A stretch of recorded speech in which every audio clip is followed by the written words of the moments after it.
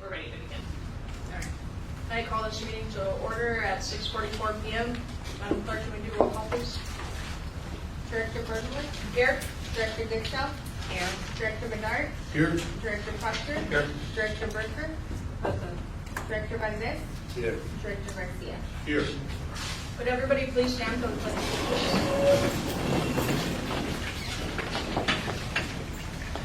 Ready? Begin. I pledge allegiance to the flag of the United States of America and to the republic for which it stands, one nation, under God, indivisible, with liberty and justice for all.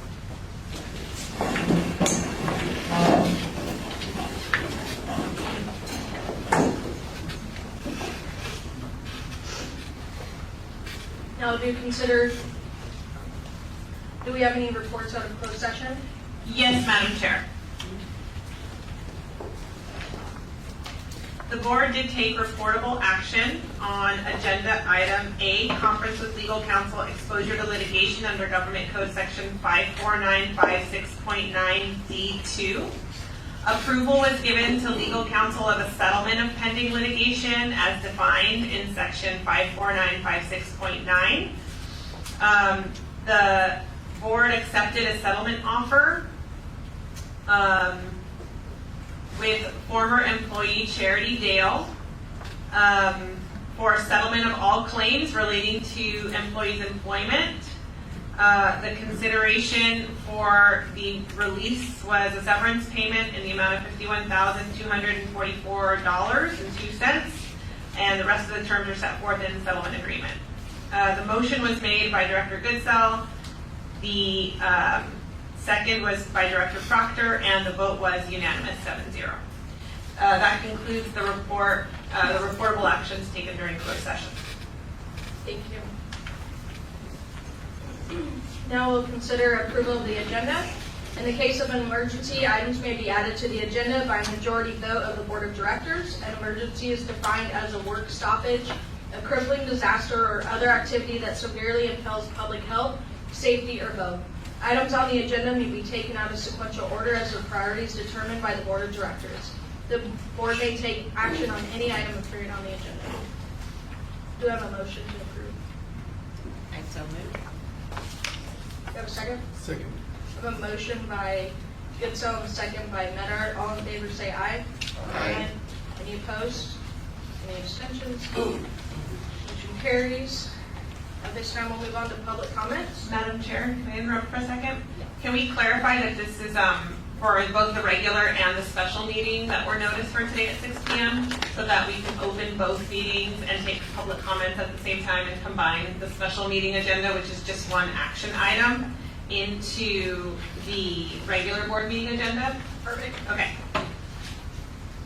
So do we need to amend the motion? No, you don't. We can just take the special meeting agenda item at the end of the regular meeting agenda, and so it's just one is right after the other. I just recommend that public comment, you could reopen public comment before the special meeting agenda, but to the extent folks are here on the special meeting agenda and they want to talk now, they can too. Okay. At this time, the board will hear public comments on any agenda item, whether it be on the regular agenda or the special meeting agenda. Any person wishes to be heard, he or she shall stand, address the president, identify himself, and state the subject for comment. Time limit for each speaker is 3 minutes individually per item to address the board. Individuals who wish to speak on multiple items will be allowed 4 minutes in total. A total of 15 minutes shall be allocated for each item for all members of the public. The board may find it necessary to limit the total allowable for all public comments on items not appearing on the agenda at any one meeting to 1 hour. Do you have anybody here for public comments? See, now we'll... it's early. Oh, please.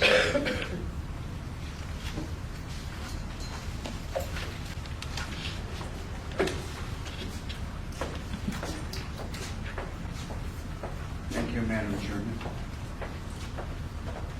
Members of the Board of Trustees, I'm here to sing the same song. And, you know, you might be smiling, but Imperial Valley will be sad when we lose both hospitals instead of just losing one.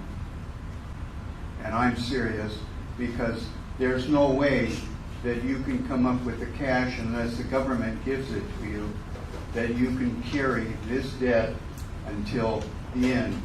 Your $15 million you're borrowing from El Centro has a due date of the closing of that sale.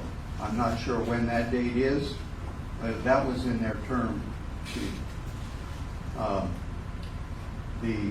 So that $15 million has to be repaid before probably you even go to an election. I think you read the term sheet wrong, sir.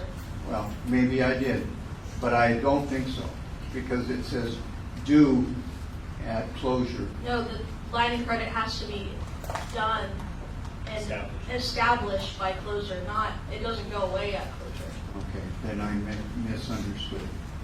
But your secrecy doesn't make it easy to figure these things out. I still recommend a no vote because of the lack of cash operating capital. Your debt service is terrible.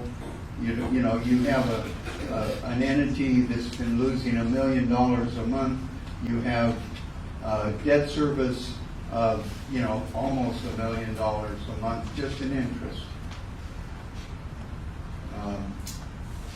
So you have those operating losses, and nothing's been fixed by UCSD in the 8 years they've been here.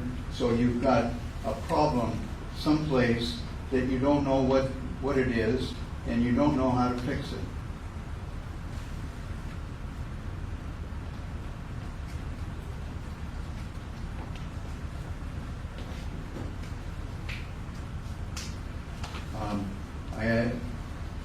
I know you can't answer this right now because that's not your policy, but when are we going to see the Berkeley group reports? And are you going to make them available, or we have to do that by public request?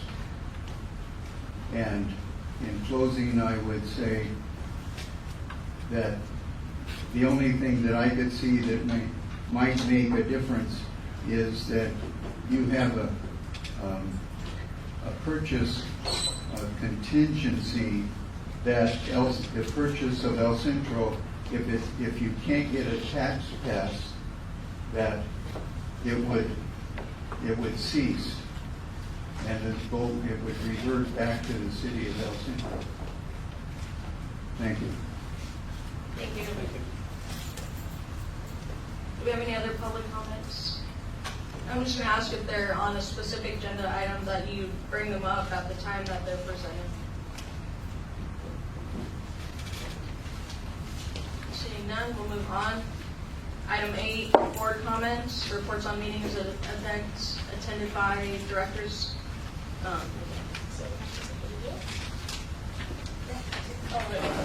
did. All right, never mind. We're going to go on to the consent calendar. Any member of the board, staff, or public may request that items for the consent calendar be removed for discussion. Items so removed shall be acted upon separately immediately following approval of items in the consent calendar. Do we have a motion for the consent calendar? I'll second. I have a motion by Berger and a second by Garcia. All in favor say aye. Aye. Any opposed? Any abstentions? Motion carries. Now we'll move on to board member comments. Do we have any reports of board members going to events or meetings? Is anybody from the education and outreach? Just a quick comment. We zeroed in on a logo that we hope we think everybody may be happy with. We can maybe have that for the next meeting. That was in this one. Oh, it's in this one. Yeah. Yes, see it. Item M. So where's the example? Do we have an example to show? It's in the packet. But, and I have There you go. There we go. All right. So the idea was pioneers, of course, and then this little symbol in here are the hands. Director Garcia, I'm going to ask if you can do this. Oh, yeah. Yeah, Sorry. no problem. He's excited. Yeah. All right, and then I think, do have a report, but it's in the agenda as well. So now we'll move on to items 9, discussion, consideration, and possible to approve the following. What do you want to just approve?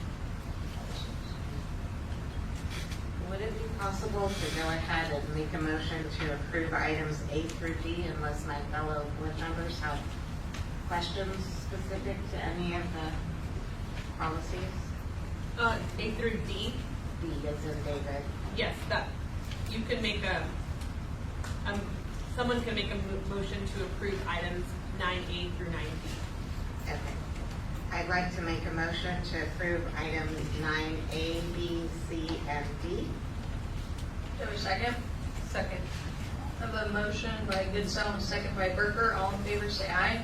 Aye. Any opposed? Any abstentions? Motion carries. Now we'll move on to item E, Women's Auxiliary of Pioneer Hospital bylaws. So this is for our auxiliary. You see in there that the board needs to approve the bylaws that they have, and they're requesting that we do have somebody appointed from this board as well as part of that to essentially sit on their board as well and be the representative from this board. So we do have Mrs. Lewis with us who can answer questions about that as well if you guys have any. But that's essentially what it's for, is to go ahead and get them all set up again, because previously all set up under Pioneers Memorial Hospital District. And the district now needs to be set up under IVHD.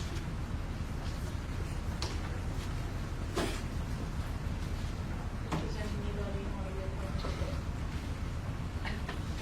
Oh, no, did you say something? Sure, I'll take it. I'm from Raleigh. It's great. Do I need to nominate or? I make a motion to nominate Enola Berger. I'll second. I have a motion by Garcia and a second by Medar. All in favor, say aye. Aye. Any opposed? Any abstentions? Motion carries. Now I'll move on to item F. Still also needs to approve their bylaws. Oh, the bylaws. The bylaws? Yeah. Yeah, but I also, I mean, I read the cover letter. I really didn't realize just how much has been donated by the Women's Auxiliary to Pioneers Memorial Hospital. And I just want to say, well done, well done. Congratulations, and we're looking forward to continuing that. So thank you very much.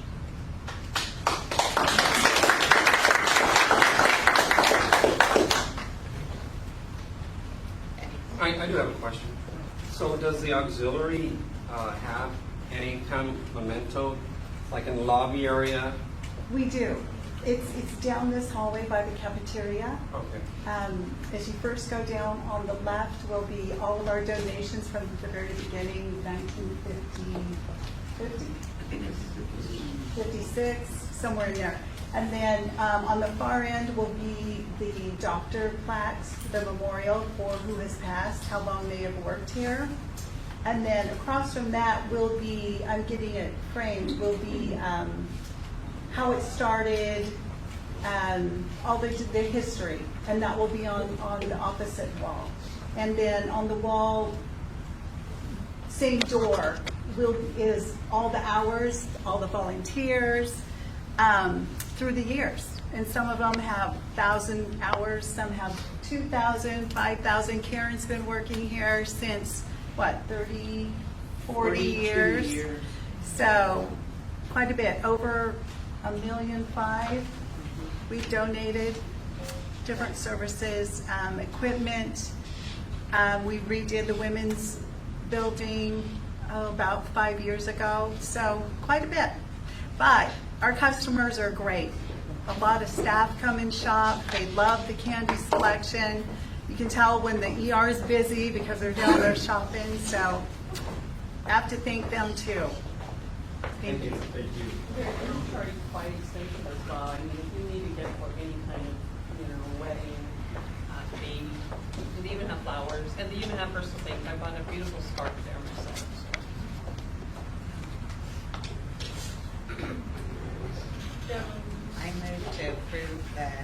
women's auxiliary bylaw. Second. I have a motion by Goodsell and a second by Proctor. All in favor, say aye. Aye.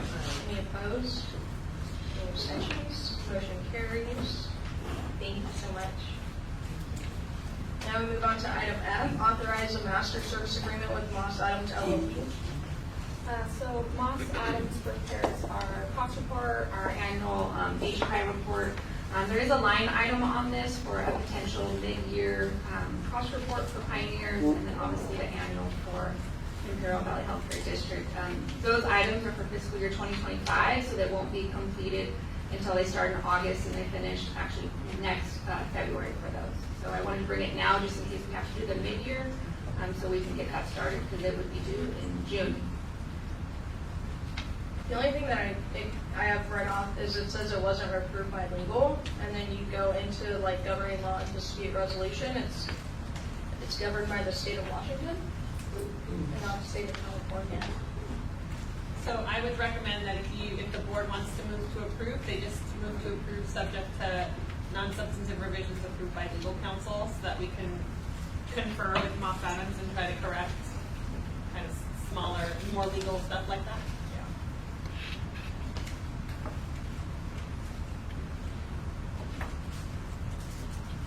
Have we worked with them before? Yes, for probably about 8 years now. Is that the going rate that they usually charge us? I don't know if they charge other companies, but us, yes. It's a little bit more because of that mid-year report. So it could potentially be less than that if we don't have to do a mid-year, but most likely we'll have to.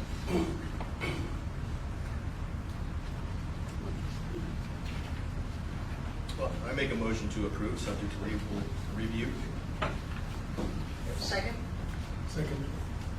All in favor, say aye. Or the motion by Garcia and the second by Medar. All in favor, say aye. Aye. Any opposed?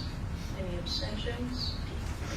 Motion carries. Now we'll move on to item G, authorize the renewal of broker services agreement with Alliance Services Incorporated.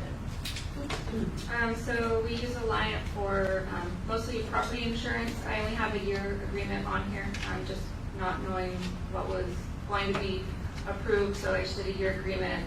We do the flat rate because we learned a few years ago that keeps their commission down. It's just flat and not percentage based off of what they can get us. So that's why that's here now. We have started our applications now already for July 1st. You guys will see them most likely at May or June to approve, but they started in July. And so again, it hasn't been reviewed by legal. Correct. And then also on the contract term, it says it started March 1st, so is this going to be retroactive or have they started work already? They haven't started work because they just sent us their applications. We have not submitted them yet. So did you say July? So they're our broker, and then they go out and get our actual property insurance coverage to start in July. Yeah. It just takes them a few months to do the legwork for it. Do you have any other questions from the board? We currently have our coverage with them right now. Correct. What was our fee for last year? It was about $52,000, if I remember correctly.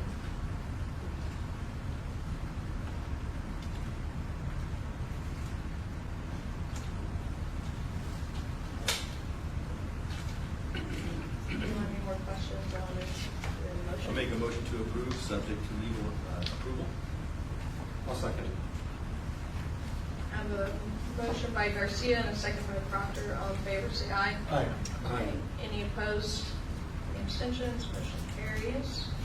Move on to item G, authorize a professional service agreement with Cunningham Group Architecture Incorporated.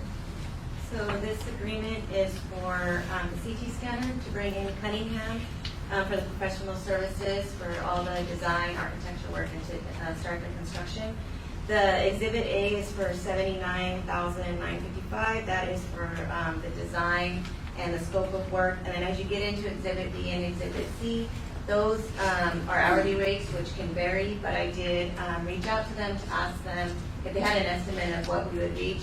If we get close to 50,000, they're going to let us know, and I'll bring it back to the board at that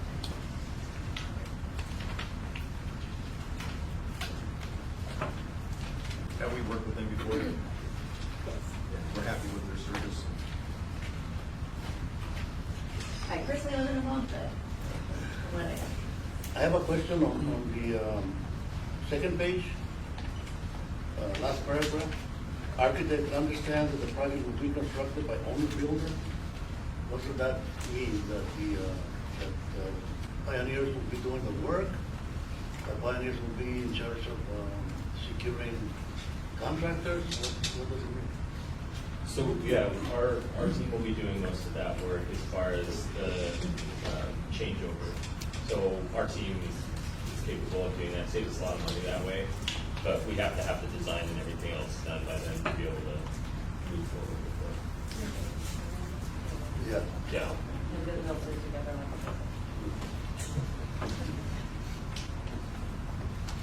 Carly, do we, or, No, I mean, okay.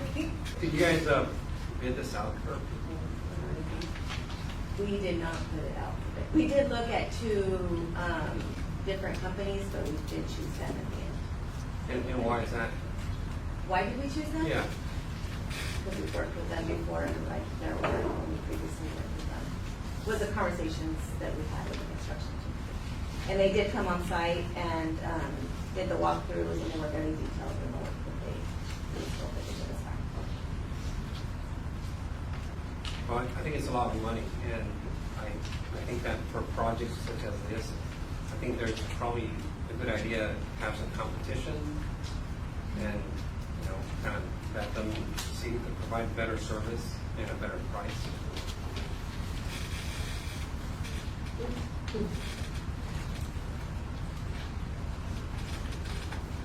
Pardon my ignorance, but what is the threshold for sole source? I was just gonna ask, do we have a procurement policy for professional services that Pioneers do they have a procurement policy? No. So, something I could bring, and it answers your question about sole source. There are certain types of stuff that you have to bid out, like public works projects as required by law. Professional services you don't have to bid out, but many agencies choose to, like for contracts above 50K, get 3 bids, or for contracts above 100K, put them on the internet, or, you know. So we could draft a procurement policy if Pioneers doesn't already have one, that will cover public works projects, professional services agreements, and sole source, like instances where sole source is appropriate versus where it wouldn't be appropriate, and bring it back to the board for consideration at a future board meeting if you want. Okay. Yes, please. I think that's a good idea, especially since when we take over El Central Regional, we'll have something that's going to be a standard moving forward. I also want to say that it's very important that this construction company or whoever's doing the design understands the HCI guidelines as well. So, I mean, when you're bidding it out, you know, you have to make sure that that engineer or that designer is very, very familiar with HCI rules. well, that would be when they put it out, the Yeah. staff would be, that would be part of their I would requirements definitely and check them out though, qualifications. definitely. I mean, because 1 inch could make a big, like destroy the whole thing. So I just want to make sure. Because we've used them in the past, they're probably very familiar with the hospital. Yeah, in this case, they do. They have all of our schematics and everything, and so it's easy for them to go through and bid these out for us because they have all that data, but it'll not be good to pay somebody to redo all of that. So they have it and can run through and tell us what makes sense and give us the square footage and everything else. Yeah, I have no issue with preference. I have no issue with, working with entities that you've worked with in the past, but I just have the issue with the optics of going with the same company without a procurement policy in place or the optics of what that Oh, would absolutely. look like. get a kick at the contractors. Competitive. Keep them honest. Keep them honest. Yeah, if not, they will take advantage. So it's all right. Do I have a motion or any questions? I have a motion to approve. I'll second. I have a motion by Berger and a second by Garcia. All in favor, say aye. Aye. Any opposed? Any abstention? Motion carries. And move on to item I, modified regular calendar meeting. That's my item, Madam Chair. In the board packet, there is a proposed revised 2025 board meeting locations and dates. Looks like this. The dates that are highlighted are new dates that the board may consider adding to the regular board meeting schedule. And this is part of a discussion, I believe it was Director Goodsell who requested something like this be brought to today's meeting. What I did is I put the 3 proposed locations where this board has been having board meetings since its inception as the proposed locations. All are within Imperial County, of course, so all within the jurisdiction of IVHD. And at least, so what I did was I calendared out 6 months worth of every other week or twice a month board meetings for the 2nd and 4th Thursday of the month. This, I think, works well operationally for reasons Chris has described in past board meetings related to MEC stuff and financials. And the thought was that the 2nd Thursday of the month meeting would continue to be here at Pioneers every month, and then the 4th Thursday of the month would rotate between our Calexico facility and the El Centro City Hall location where we've been having board meetings occasionally, so that multiple jurisdictions within the county would be available for the public participation. So this is just 6 months out. You could choose to adopt it. You could choose to revise it here in real time. You can direct me to bring something different back. The thought is also that if the board opts to move forward with an agreement with the City of El Centro and ECRMC for the acquisition of ECRMC, the proposed closing is 3 to 6 months. So this is like 6 months. So maybe this would take us through closing, and then maybe the board could go back to once a month. But at this point, at any point you could decide to revise your regular meeting calendar. But it's a good idea to have your regular meeting calendar, available for the public in case folks want to put it on their calendars. So with that, the recommendation is to adopt the revised 2025 board meeting dates and locations, or discuss and take other action as appropriate. I have 2 revisions on May 22nd, the year, Oh, and also on August 28th. old habits die hard. Yep. I don't know how that got in there. Okay. We're just minding it. I know. Sorry about that. It's going too quickly. I do have a question. Pablo, since you're here, does El Centro Regional have a room sort of like this where they hold meetings? Yes, we do in the medical office building. Okay. My own observation would be that once we take over El Centro Regional, that rather than having the meetings at City Hall, maybe have them at the hospital, just like we do here. Yeah. That was my only Great idea. recommendation. Yeah, I didn't want to jump the gun and put ECRMC here too soon, but we could also ask. We have asked the City of El Centro, and they've always been very gracious about letting us use City Hall. So we could ask ECRMC and change the El Centro location to ECRMC if you wanted, or keep it at City Hall until ECRMC is acquired. That Whatever. was my thought. Let's keep it at City Hall until we close. Okay. Thank you. Sure. That's just my 2 cents. Yeah, I agree. I agree. And this will also help, last regular board meeting went until past 10 p.m. So this will also help keep board meetings to a reasonable length. Any other questions? Or motion? I make a motion to pass this as amended. Seconded. I have a motion by Medart and a second by Proctor. All in favor, say aye. Aye. Any opposed? Any abstentions? Motion carries. Will the time remain the same, or will that be flexible? Oh, It's going to be the same, that's. 6 p.m. start time? Yeah. I'll add that to the calendar here.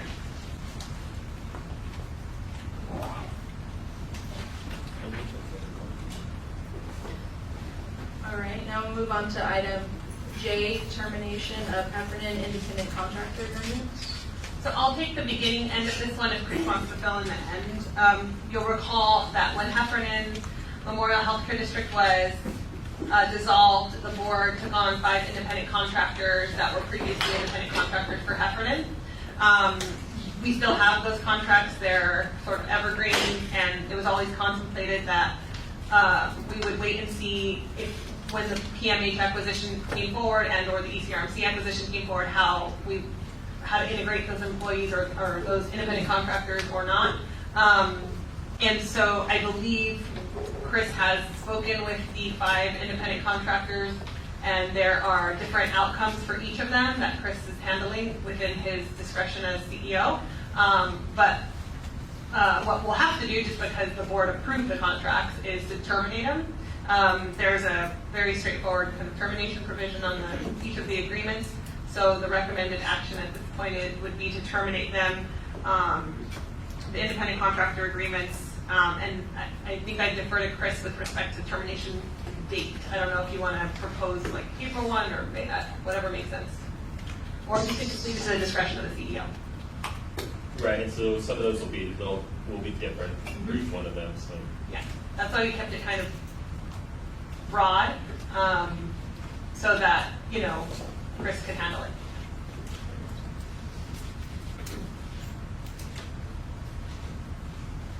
I guess then I will move to approve the termination of the Heffernan independent contractor agreements and leave it up to Chris's discretion as to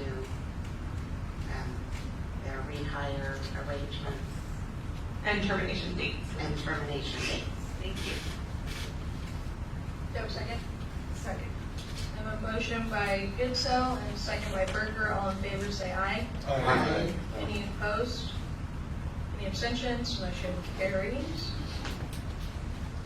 Now we go on to item K, resolution number 2025-02, resolution of the Imperial Valley Healthcare District Board of Directors assuming and accepting rights, responsibilities, and obligations under the distressed hospital loan and security agreement.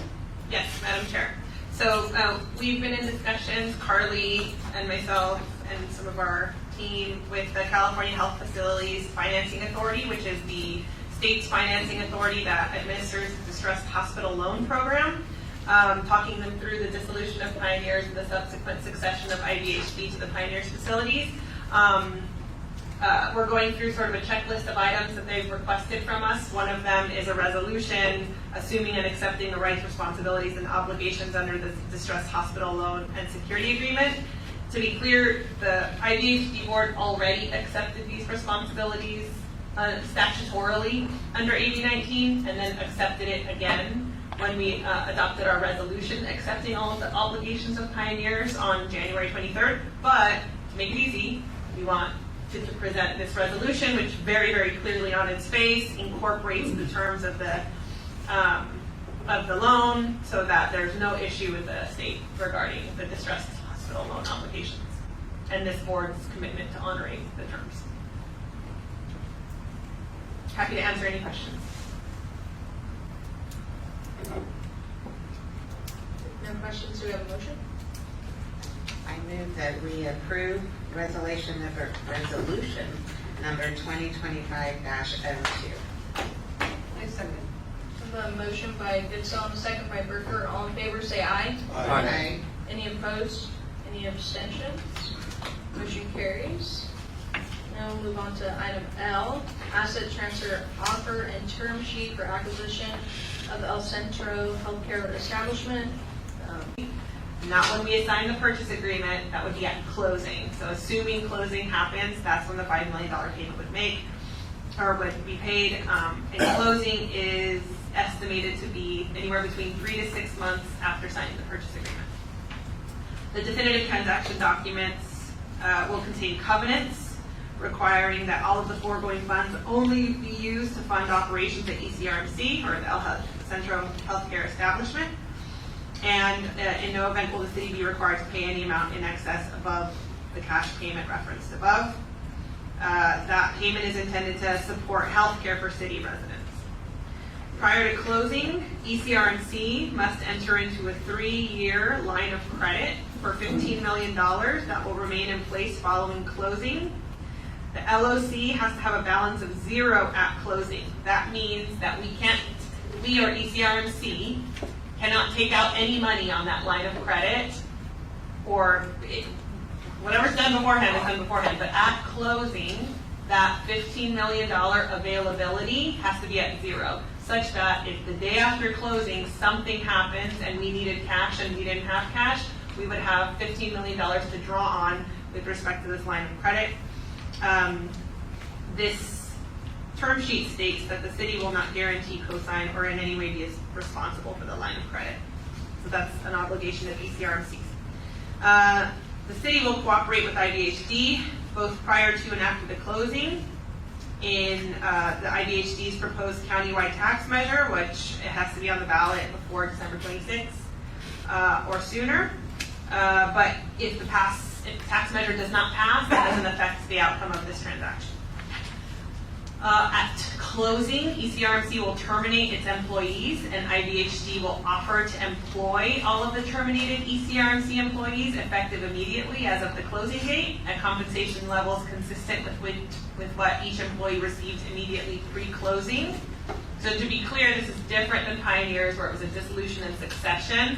This is a close of business for employees at ECRMC and reopen new offers for employment at IVHD.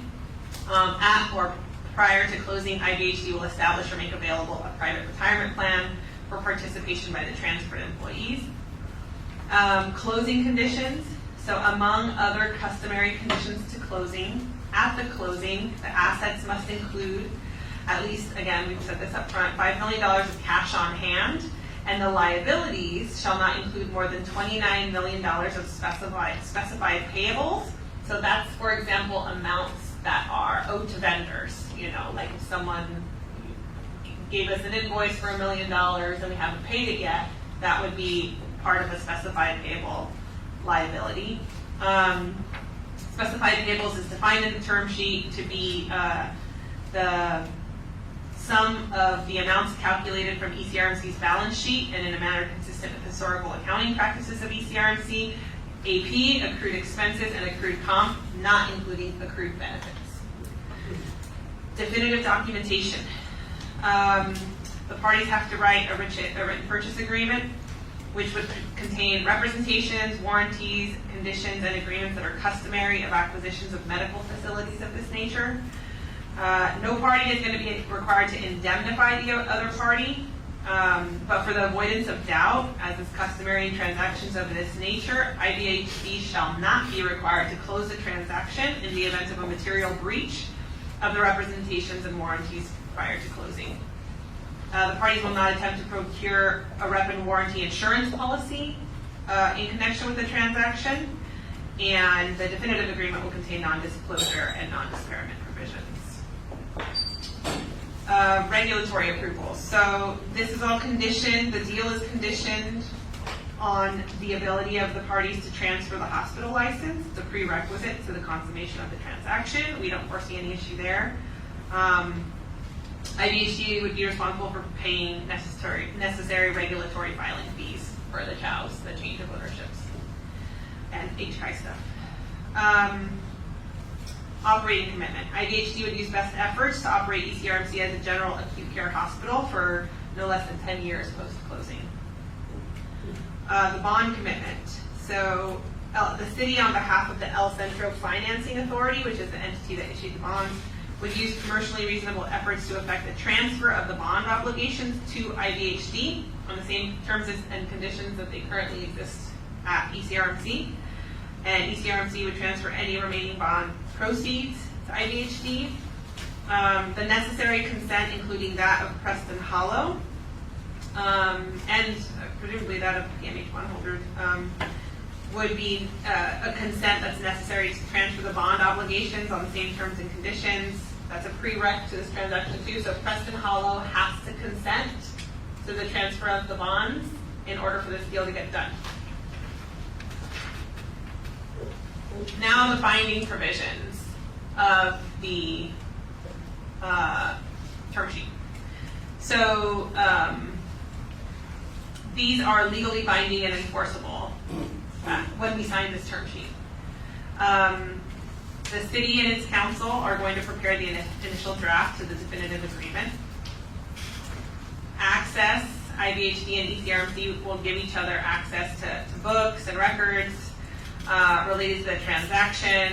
This is very critical to make sure we can prepare the transition and get operations up and running. That's why this provision is in there. Cooperation language, very typical, and ECRMC has been pretty wonderful to collaborate with this whole time, so we don't foresee any issues with access, but that's in there. Conduct of business, until and unless the definitive agreement is duly executed by and between the parties, each party has to notify each other in advance of any conduct outside the ordinary course of business or any extraordinary transactions proposed to be engaged in by such party. So, a month before closing, ECRMC can't say, actually, we're going to move our whole business, or we're going to buy this new building, or, it's got to be ordinary and not extraordinary, like no extraordinary transactions right before closing. Costs. Okay, so each party bears their own costs, but the city is going to pay for $1.5 million of IVHD's reasonable documented expenses, like closing costs, associated with the transaction. And this just clarifies that the city's not reimbursing any costs related to rep and warranty insurance. That's something this board had considered. So $1.5 million in closing costs, which is typical again for the seller in the transaction. Governing law is California, non-disparagement. Neither party talks badly about each other in this deal leading up to the purchase agreement or closing. Press releases, we've got to coordinate so everybody's on the same page and informing the public of information sort of roughly at the same time, same way. This is the entire agreement, so if there's any discussions that have happened with proposed other terms or anything outside of what's in the four corners of this paper, don't matter anymore. This is the entire term that the parties are agreeing to. And then termination. So the binding provisions of this agreement terminate on the 90th day. Vicky, she was actually at the CSC game. Okay. I just want to make sure it wasn't the hospital telling us like there's a fire or something. The binding provisions of this agreement terminate on the 90th day following the signing of the term sheet. I'll mute all participants. It's okay. I have the power, so that's my bad. There we go. Oops, I gotta unmute. Okay, so now just unmute. Yeah. It still says you're muted, Tony. Yeah. Okay. So yeah, the binding provisions terminate on 90th day, so that's a good. We hope to have a purchase agreement ready for this board either next board meeting or the next board meeting after that. But it certainly shouldn't take longer than 90 days because this will terminate after 90 days. So that's what the 90-day provision says. So that's the gist of the term sheet. There will clearly be a purchase agreement that's brought to this board, ECRMC, and the City of El Centro, which will have much more thorough, comprehensive language about the nitty-gritty transaction and all the details. But since we have the principal terms here, they are being presented for the board's consideration, and I'm happy to answer any questions. It still says you're muted, and I think people on Zoom are saying that we're muted, Tony.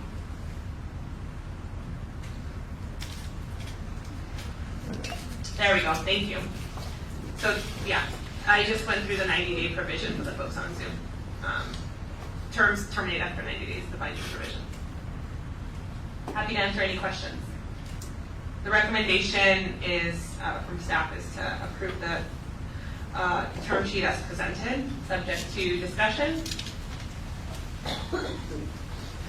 Any questions or comments from the board?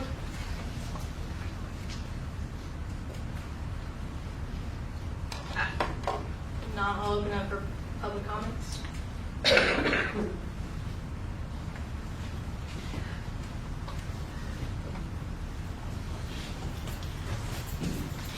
Kevin Smith, Raleigh, California.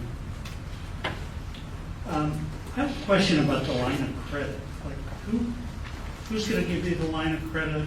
Who's responsible for the line of credit? What's it to be used for? I can answer that question if you want. Yeah. So the line of credit will be ECRMC's obligation to secure before closing. Who they get it from is at their discretion. We hope they can get it from potentially Preston Hollow, which is the borrower, which is the bondholder on the bonds. But really, under the term sheet, they can get it from anyone that they can get. So this stacks more debt on top of the debt that you're already assuming. Only if they use it. Only if we use it. So it has to be zero. This is like a credit card in my mind. So on the day we acquire ECRMC, they'll have to have at least $5 million of cash on hand and no more than $29 million of specified payables the day we get that hospital. And hopefully they'll have less payables and even more cash, right?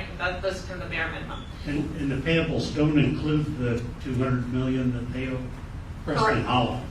Correct. How about the pension obligation The So pension- to the ECRMC? So those aren't included in specified payables Right. on their financials, those are actually defined as something else? Right. So that's not part of that because they would never be able to get to 29 on the bond obligation of 100 million plus. But the line of credit is just available credit so that if we needed to, right, a month in or whatever, the cash dips for unexpected reasons, we're not left cash poor. And that's because IVHD is so new, we don't have currently credit, and then we don't have a funding mechanism yet. So until we get that funding mechanism up and going, we need somewhere to pull cash from if we need to pull cash if there's some emergency or unforeseen. We may never draw on this line of credit. And the way that we hope and anticipate it'll go, we may never have to. But right now, ECRMC hasn't had to draw on any line of credit. But if we needed to, so that we don't end up in a really terrible situation, we have this line of credit available for cash so that if there was an emergency, we could draw on it and then pay it back. Do you guys have any idea how much debt is involved total? Yes. So the line of credit that you'd be taking out, the amount of money that's owed to Preston Hollow, the Yes. amount of money that Pioneers owes. Yes. Oh, not Pioneers. So, That's a different if you- entity, but If you yes. throw it all in a big bucket, how much is it? Is it 400 million, 500 million? I don't I know. think we have both 300. CFOs here, so Yeah, I I know the total one bucket. from there and one from here, and I think they can both individually ask how much their respective. My total liabilities is 200 million. Yeah, that we have an appraisal too from VMG, and it's consistent with what Dave just said. And what's the total liabilities for PMH?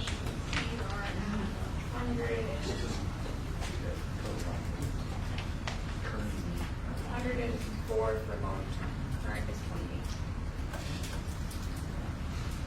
It's a dizzy amount of money. It is, considering Be this careful. facility has to get, roughly another $100 million for seismic as well. Thank you. Thank you.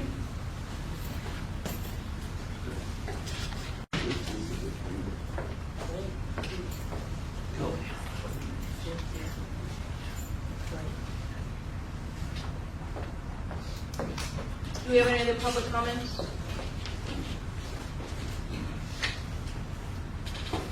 Hi, my name is Robert Trim, resident here in Raleigh. I'm a little late to the party, but I've read some of the stuff. But we're looking at $400 million. We're looking to purchase. This group is looking to purchase $400 million. It's demonstrated that it hasn't been profitable in how many years, and I don't know how the people this side of Keystone Road are very concerned about the debt that's created down south. And it looks like the only true winner is the city of El Centro, because we're going to get tagged along with all that. And I, you know, talking to people I've talked to, no one's got the true meaning how this thing's all going to work out. But this is a 100-mile-an-hour train going down a quarter-mile track headed toward the cliff. So could somebody give me the Reader's Digest version of how this thing is going to be good for this valley? Yeah, I was going to say, thank you. So you're absolutely right on that as far as where some of those numbers lie. But I will tell you that you just heard that we're sitting at over 100 million in liabilities right now, with presumably another 80 to 120 million to become seismically compliant, which then puts us right in the exact same spot that ECRMC is in right now because they went through their seismic compliance. So it doesn't, like, our numbers aren't different from that perspective. I would also challenge as far as being profitable is concerned. We've actually done that over this last year. In the time that I've been here, we had a very good bottom line last year, and we were profitable. And so far this year, we're also profitable. That being said, there are definite opportunities that we're going to have when we come together with ECRMC. A couple of those things include, one of the biggest pieces is that we will then be able to become what's known as the sole community hospital. We'll have two separate campuses, we'll be under one license, but in that scenario we'll be able to obtain what's called cost-based reimbursement for our inpatient stays, and there are some other benefits to some of our outpatients as well. But we already know that that's probably about, $5-6 million to our bottom line right there, and we don't have to do anything different. The difference is how we're being reimbursed at that point in time and how the federal government sees us. So we're going to gain some of those things there. There's a lot of efficiencies that we're going to gain coming together. One of the other things that I think is even more beneficial is the fact that through this process, we're going to be able to provide more services to the community. Those services bring in revenue. Right now, those services are going outside of the community to be able to get those things. We're going to be able to add those things and be able to keep people here so they don't have to go to San Diego. And that's going to, again, like I said, that's going to increase revenues. And many of those things that are on that list are actually some of the high dollar things that will really help us from that perspective. One of the things that happens right now is we compete against each other. And in that process, it becomes very problematic because I won't use Pablo because he's sitting right there and I'm sitting right here. So if Pablo says, hey, I want to bring in ortho spine, and we're competitors, and I'm like, that's a really good idea. I'm going to bring in ortho spine too. And realistically speaking, we probably can't support two ortho spines. We can definitely support one. But now I'm trying to bring in ortho spine. He's trying to bring in ortho spine. He's getting all the equipment for that. I'm buying all the equipment for that. And typically, as we try to start that whole process, and I start it and he starts it, those patients that come into play, what ends up usually happening, and you guys have seen it. You've seen this happen time and time again, where we'll start a service and then we end up folding on that service. One of us folds, the other one barely ekes by, or we both end up folding on that service. We're going to have that opportunity now to basically essentially join forces and be able to make sure that we can do that the right way and be able to provide those specialty services that aren't being provided in the community anymore. That in turn will bring in revenue. So all of those things that we're talking about, we're going to be able to draw on the fact that we're going to be able to have better spending. We're going to be able to combine our efforts on a number of things, which will also, again, decrease our expenses, but we're also going to be able to provide services that's going to increase revenue.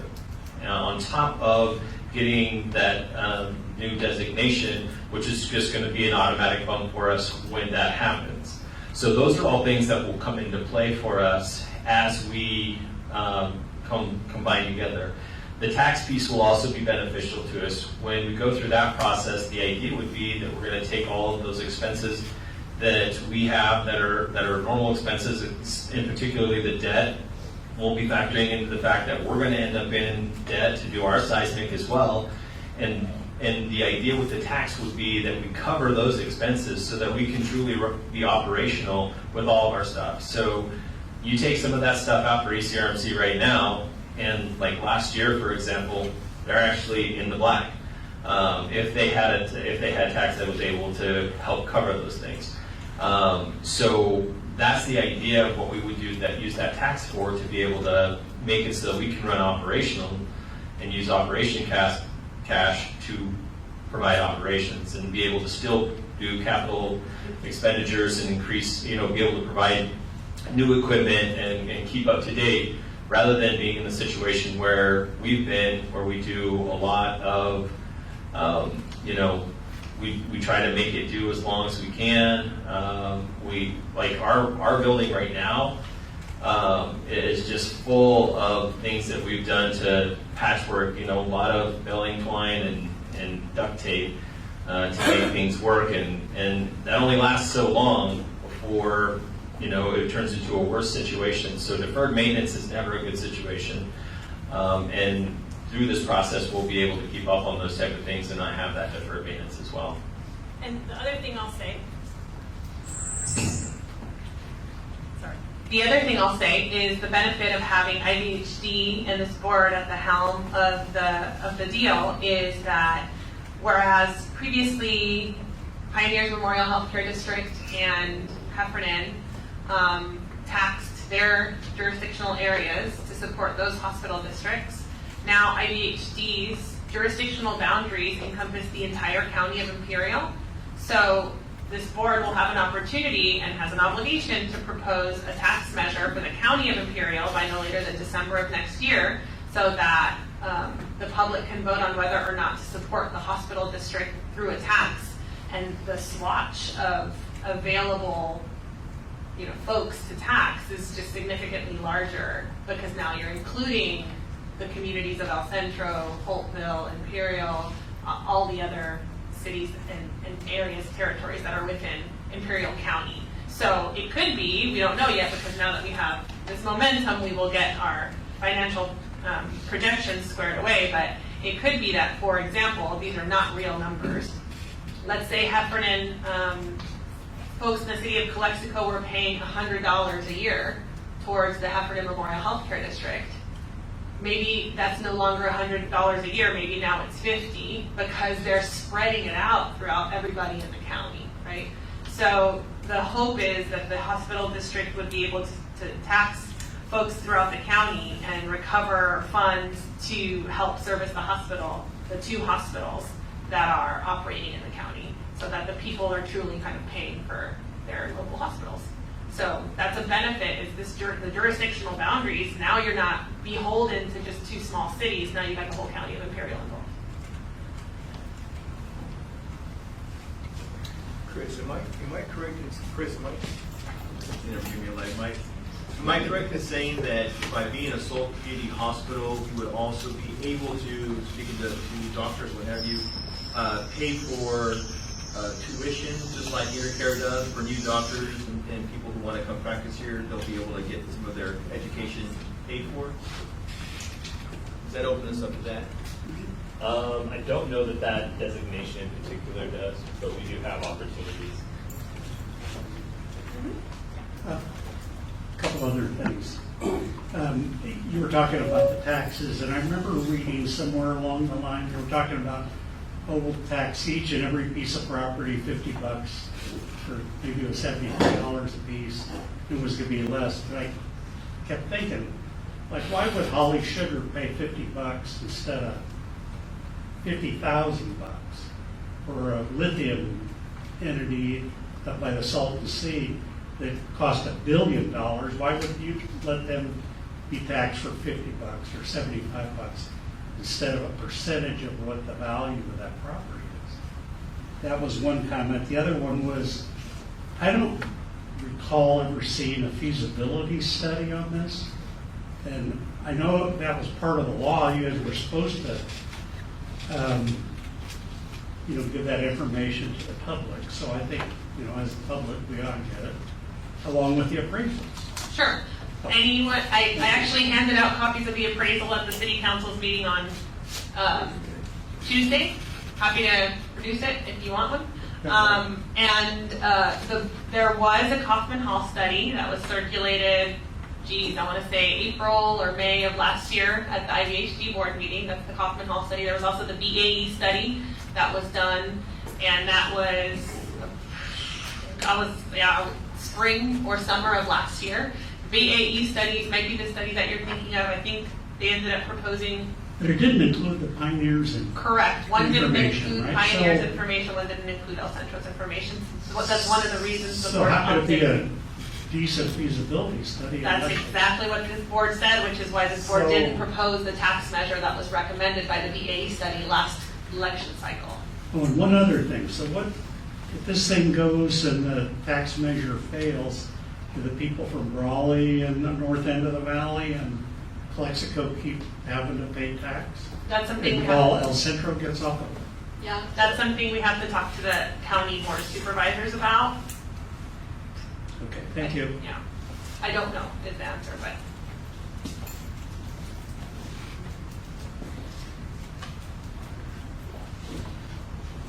Other comments by the board? I just want to make another comment with regards to that.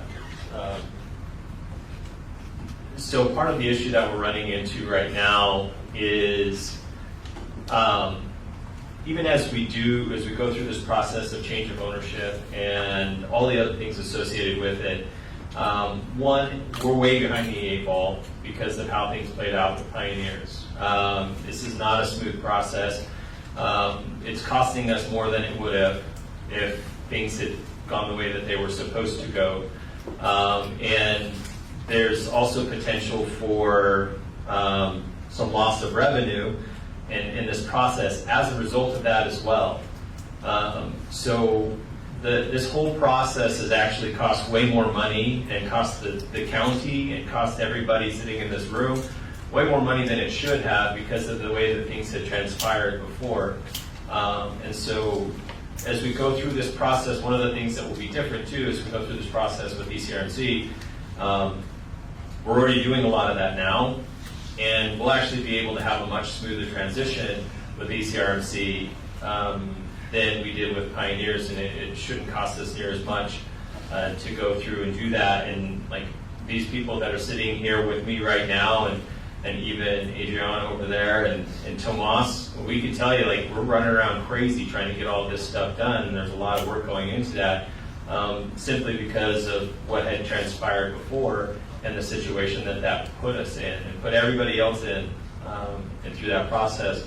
So we're very cognizant of the amount of money that's being spent, and we're very making sure that as we go through this process with ECRMC that will be much better handled and won't cost as much.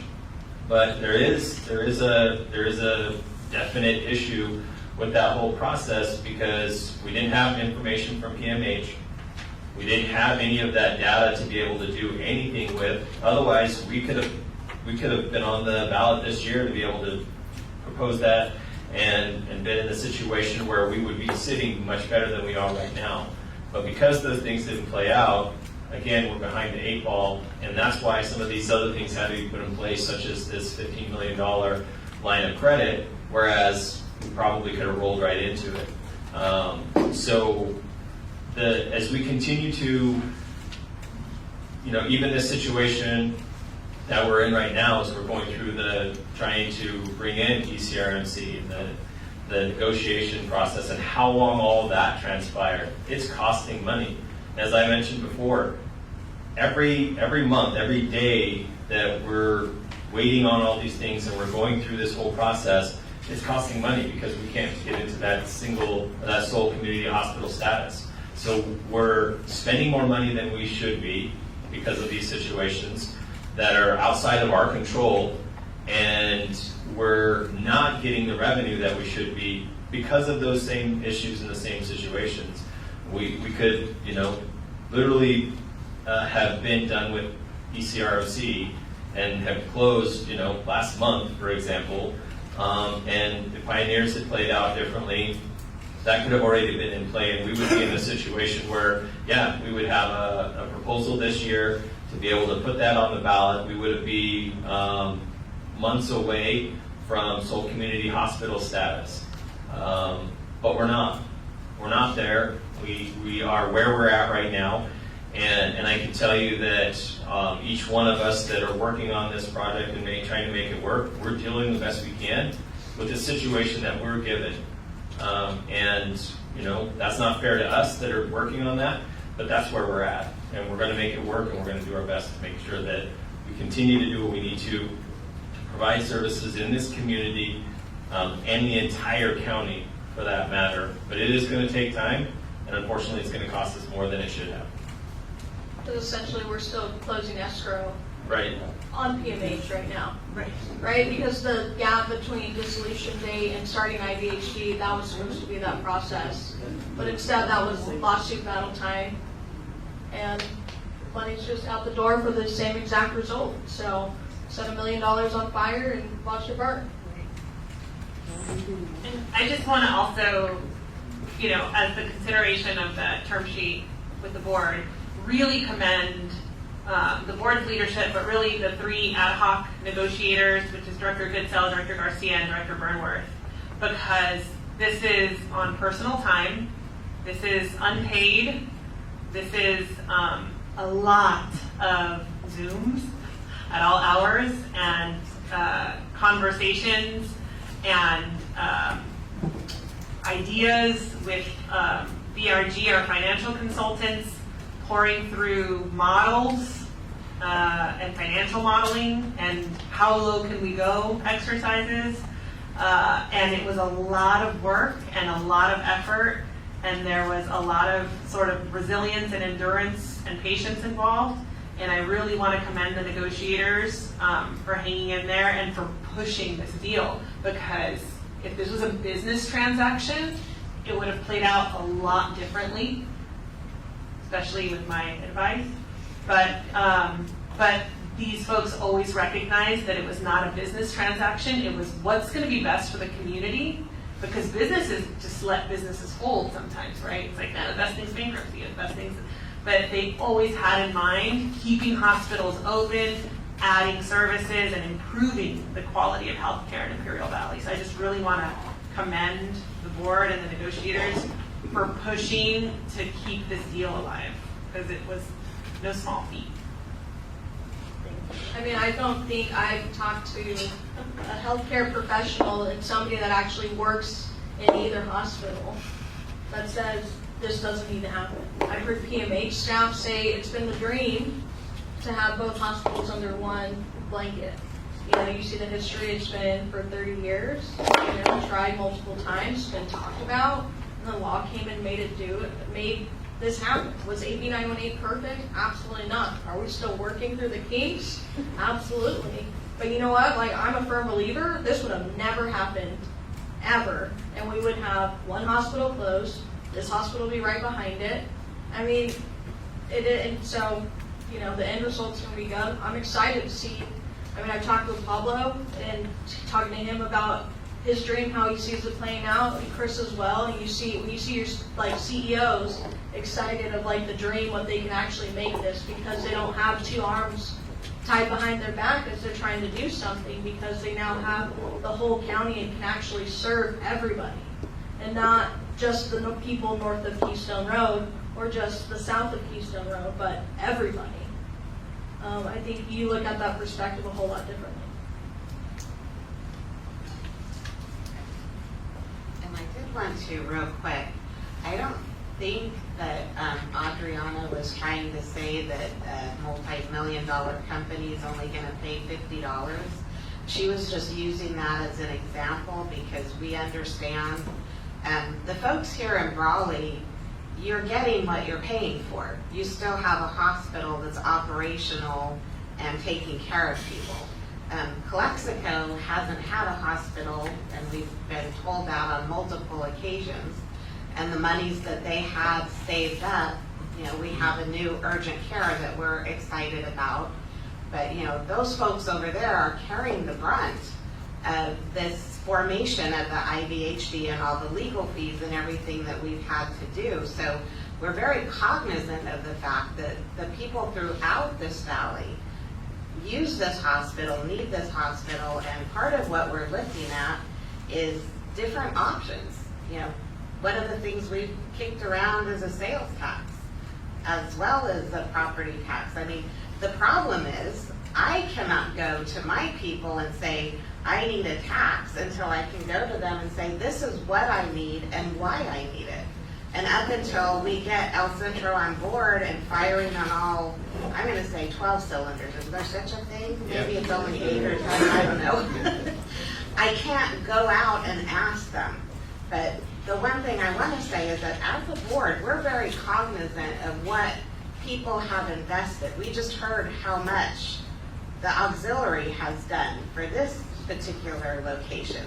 I believe there are similar things that have happened in the past, and I think they just started getting going again in El Centro with their foundations. The foundations have been amazing, and I think if we can bring the hospitals together, if we can bring our philanthropists together, and we all roll up our sleeves, we can make this work. And we're open to suggestions too. You know, if you have an idea of something that we can sell, because after being at the El Centro meeting on Tuesday, it became very evident to me that the people in that room wanted El Centro to vote yes, because they're wanting us to move forward for the betterment of healthcare.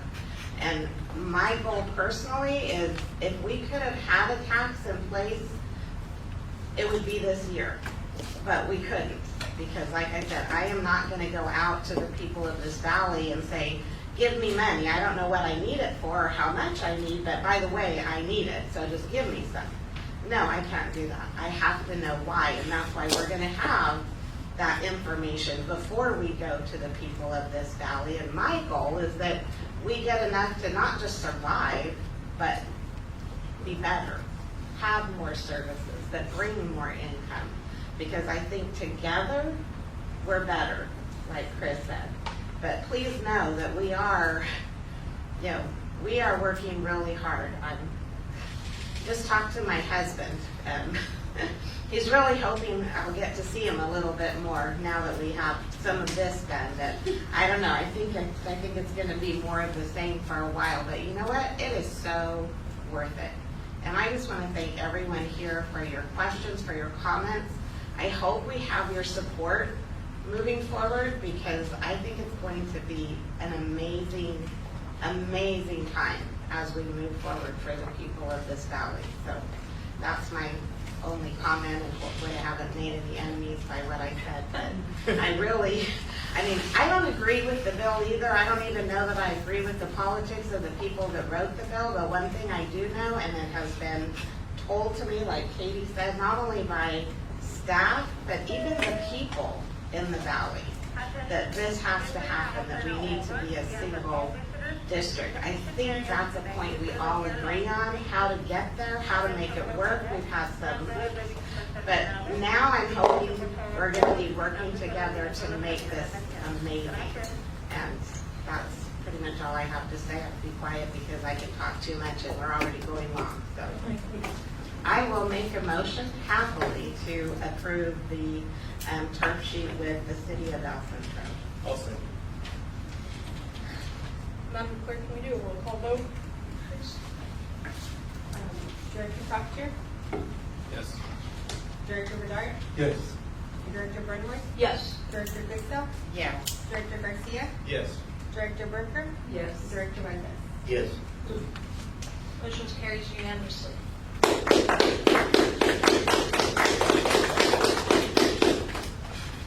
Now we'll move on to IVHD, PMH, branding logo, marketing refresh. All right. My turn. As I was saying.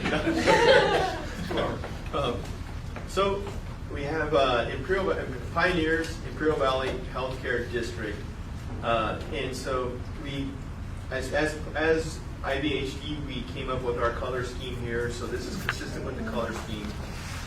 And so our committee wanted to have some sort of logo design here that symbolized, and it was brought to our attention that the last one that we had was a little too clinical, and we wanted something warmer to signify caring, health.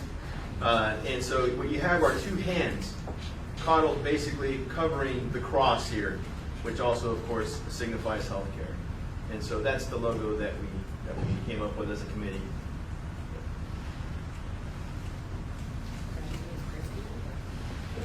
But we also wanted to maintain a little bit of the identity of Pioneers brand, the word one. So if you notice on that logo, it kind of stands out. Obviously, if it's bigger, it'll stand out even more because we wanted to maintain that identity of Pioneers. I don't like the one, because we're all together, and when you bring in another hospital, you got 1 and 2. Or you got this one you're worried about. That's what. But I think the essence of the logo is to keep the identity. People will figure it out. It's kind of legacy. No, and Frank did it. you're right. Yeah. Oh, and different The color. other- But I think most people anyway will probably just see it as part of the color scheme. Like me. Obviously, Laura didn't. So that is for your approval.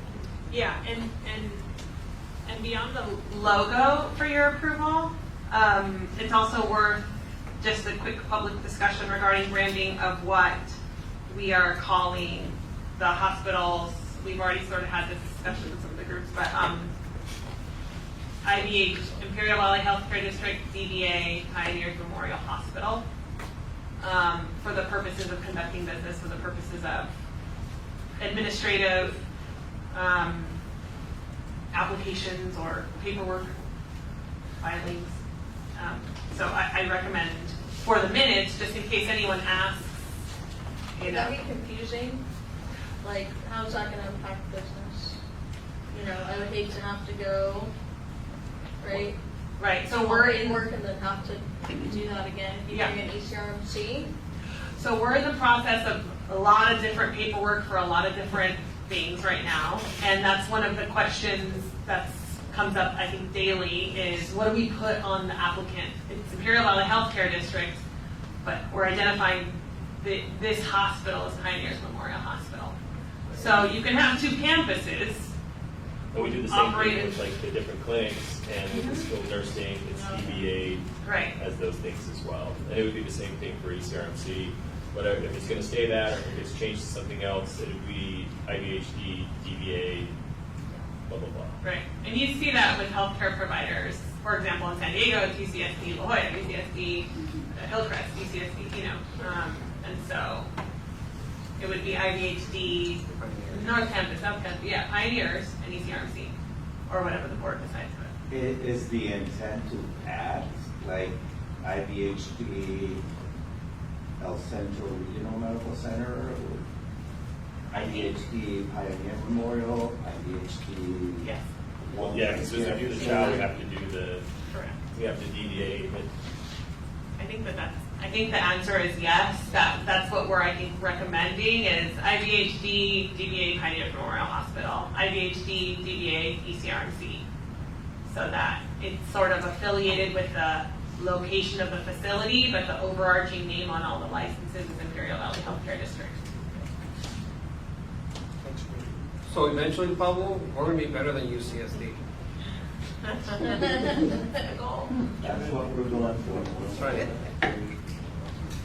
Okay, so do you need a motion?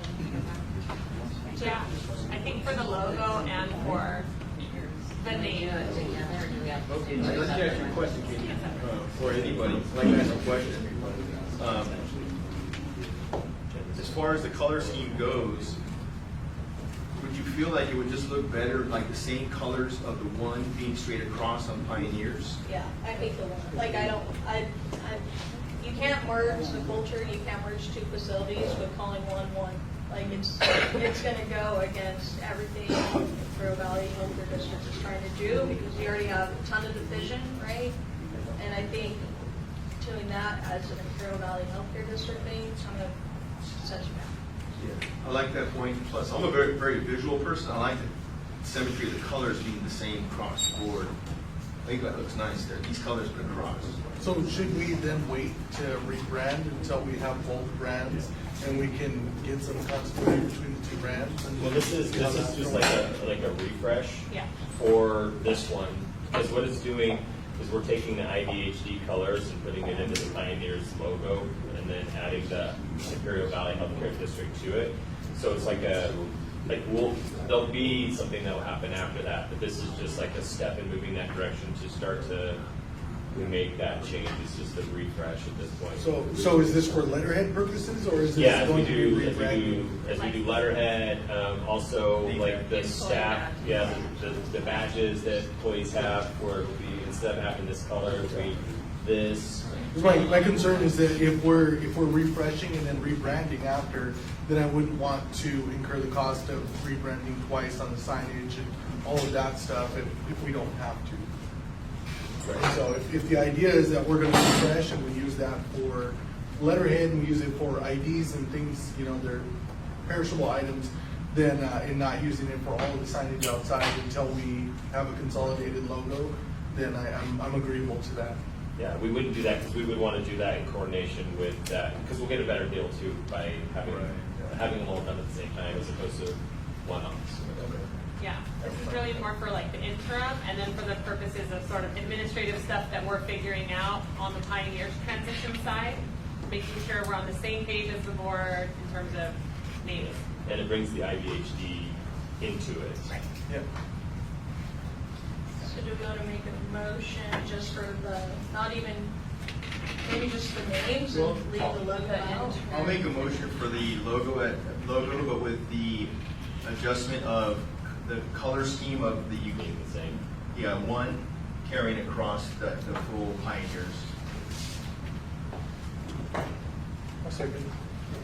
I have a motion by Garcia and a second by Medard. All in favor, say aye. Aye. Any opposed? Any abstention? Motion carries. We'll move on to Chief Nurse. Oh, wait, I think I need to make a motion to approve the name as Imperial Valley Healthcare District DBA Pioneers. Pioneers Memorial Memorial Hospital. Hospital, okay. I thought we did that. I'll second. I have a motion by Goodsell and a second by Garcia. All in favor, say aye. Aye. Any opposed? Any abstention? Now we'll move on to. Madam President, I would recommend that you go to item 5 of the special agenda, because it's in line with the rest of 9 here, before we move on to those other reports. One, regular powers. So this will, Dr. Lai was able, Dr. Lai we did conduct a trial with 4 different companies. This one is the one we felt was best in terms of business we had. So it includes the tower, supporting equipment. Do you have questions about the purchase?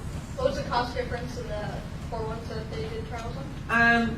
So I don't have that on hand, but they were here and did a trial for each one of them, which means that the vendors came, they helped the surgeons during a surgical case. They were able to trial the equipment to see which one was best there.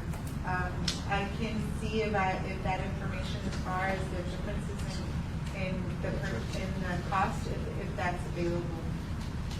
And how long did we have the other ones for? So the last time I asked, it was about 18 months that we had the other ones for. But the other ones are not working. They're not. So they're not. They're used for general type of procedures as well as ortho cases. And they're not specialized. They're Olympus versus Stryker, and they have been malfunctioning. Yes. So it's, so it's like they've only had them for a year and a half. How come this wasn't, the trials and everything wasn't done? There was a decision made at that time to go with these other towers that, again, this one is specific to ortho.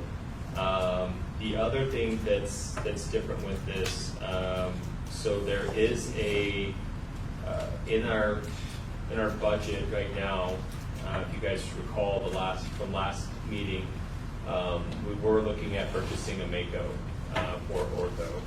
That's about $900,000. So in my conversation with Dr. Lai about this situation, wanting a different tower that is more specific for ortho, that was my conversation with him. Was like, instead of getting that Mako robot, would it make more sense to do this and get the towers instead? And he's like, yeah, I'd much rather have the towers than the Mako. And so that's why we went this direction to go with this tower that's specific to what his needs are, and forego the Mako at this point in time. Is he the only ortho surgeon? Yeah. Is there a reason we only have Well, one I mean, we know we have others that come and help, but he's the primary. He's their primary. I have a question as far as like improvement. I mean, new grads, what would they prefer? An ortho tower. An ortho tower? Yeah. Not a big.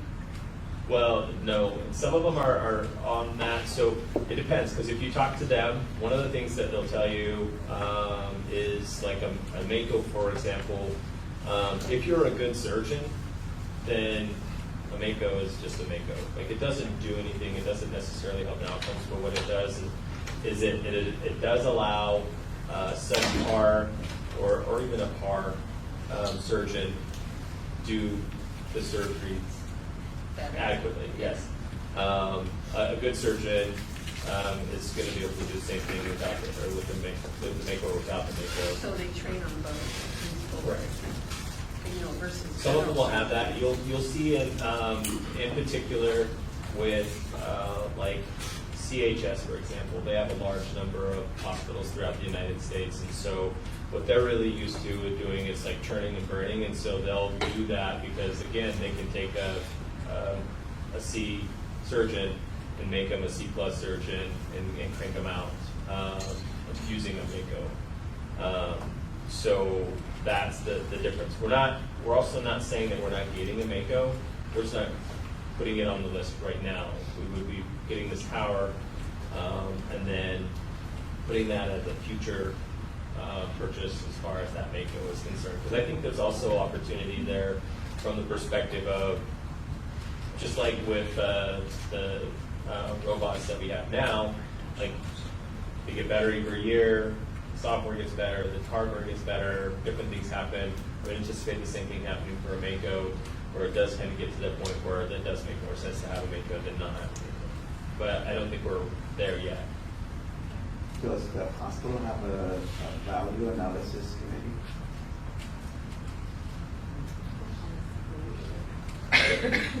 We have not consistently. No. There's a policy for it, but it's not consistently held.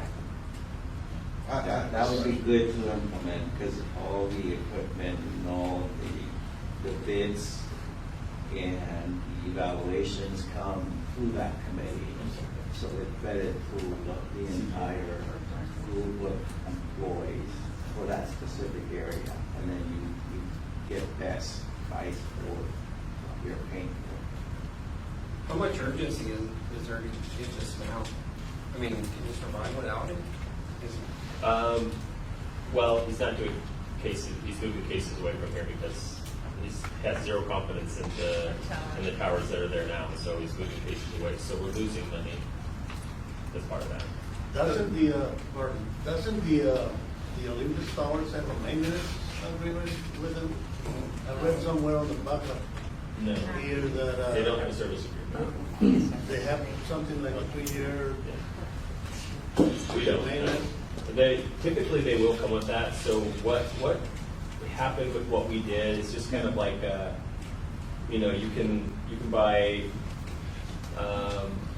like a Toyota Corolla, or you can buy a Toyota Camry, or you can buy the Avalon, right? And they're like they kind of do the same thing, but each one is a little bit bigger, has a little bit more bells and whistles, and is a little nicer, and so on and so forth. So the Olympus that we bought was the Corolla, is the bottom, like there isn't a lower one than that. And why we didn't have a service agreement with them, I couldn't tell you, I wasn't here when that happened. But we made my understanding is we made the decision for those at that time because of that reason. Like we were able to get more towers because we bought the lower model, and now we're running into these issues 18 months into it, where we're not able to, like, we just had it the other day, the screen just shuts off. And This is during surgery. During surgery. Why would you purchase, like, I'm just like blown away, like, why in the world would you ever purchase something like this without a service agreement? That employee no longer works there, so you cannot ask them. But I mean, it goes through several layers of review before it gets, I mean, even to the board. There was a one-year maintenance agreement on it. Just an observation. So, I know this is all new territory for anybody, but at what point do we start considering, when do we start working with El Centro as far as, is there any equipment needs, and we kind of go through other purchasing to make these purchases? Another observation, can we lease a machine for a while to buy some time, because it's purchased and it will not save us any money? Also, can we look at it on a program, because maybe it's kind of a big thing, right? Throw it out on us one, but that's more like kids, and it kind of does what the robot does, takes away jittery hands, so it does something exactly what Chris said, exactly what people say, right? It's a way to kind of get those surgeons that are down a little bit up a notch.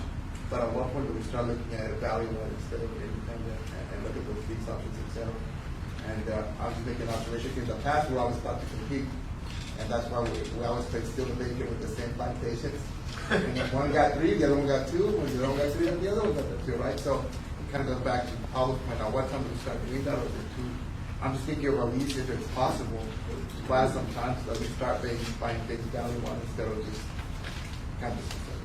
From what I understand, they are failing during surgeries at this point. A lot of Also them. a patient A lot of safety them. concern. So you, And the surgeons are like, you buy 2 towers, 2? one. This is just one ortho tower. And again, this is also money that we have to spend that's part of the distress hospital loan. So we're pulling the money from that. That's where the Mako was coming from. And so instead of purchasing that, we're purchasing the tower instead, which is what the provider is requesting us to do as well. And it's cheaper than what the Mako is. Does El Centro Regional have one? Those towers produced. I think we have one, but we've had issues with Olympus. Yes, also. Olympus. Several years ago, they were the golden star for equipment and supplies. We are in the process of changing some equipment because of their inability to service and their inability to accept that sometimes they send faulty equipment. And so we're moving away from that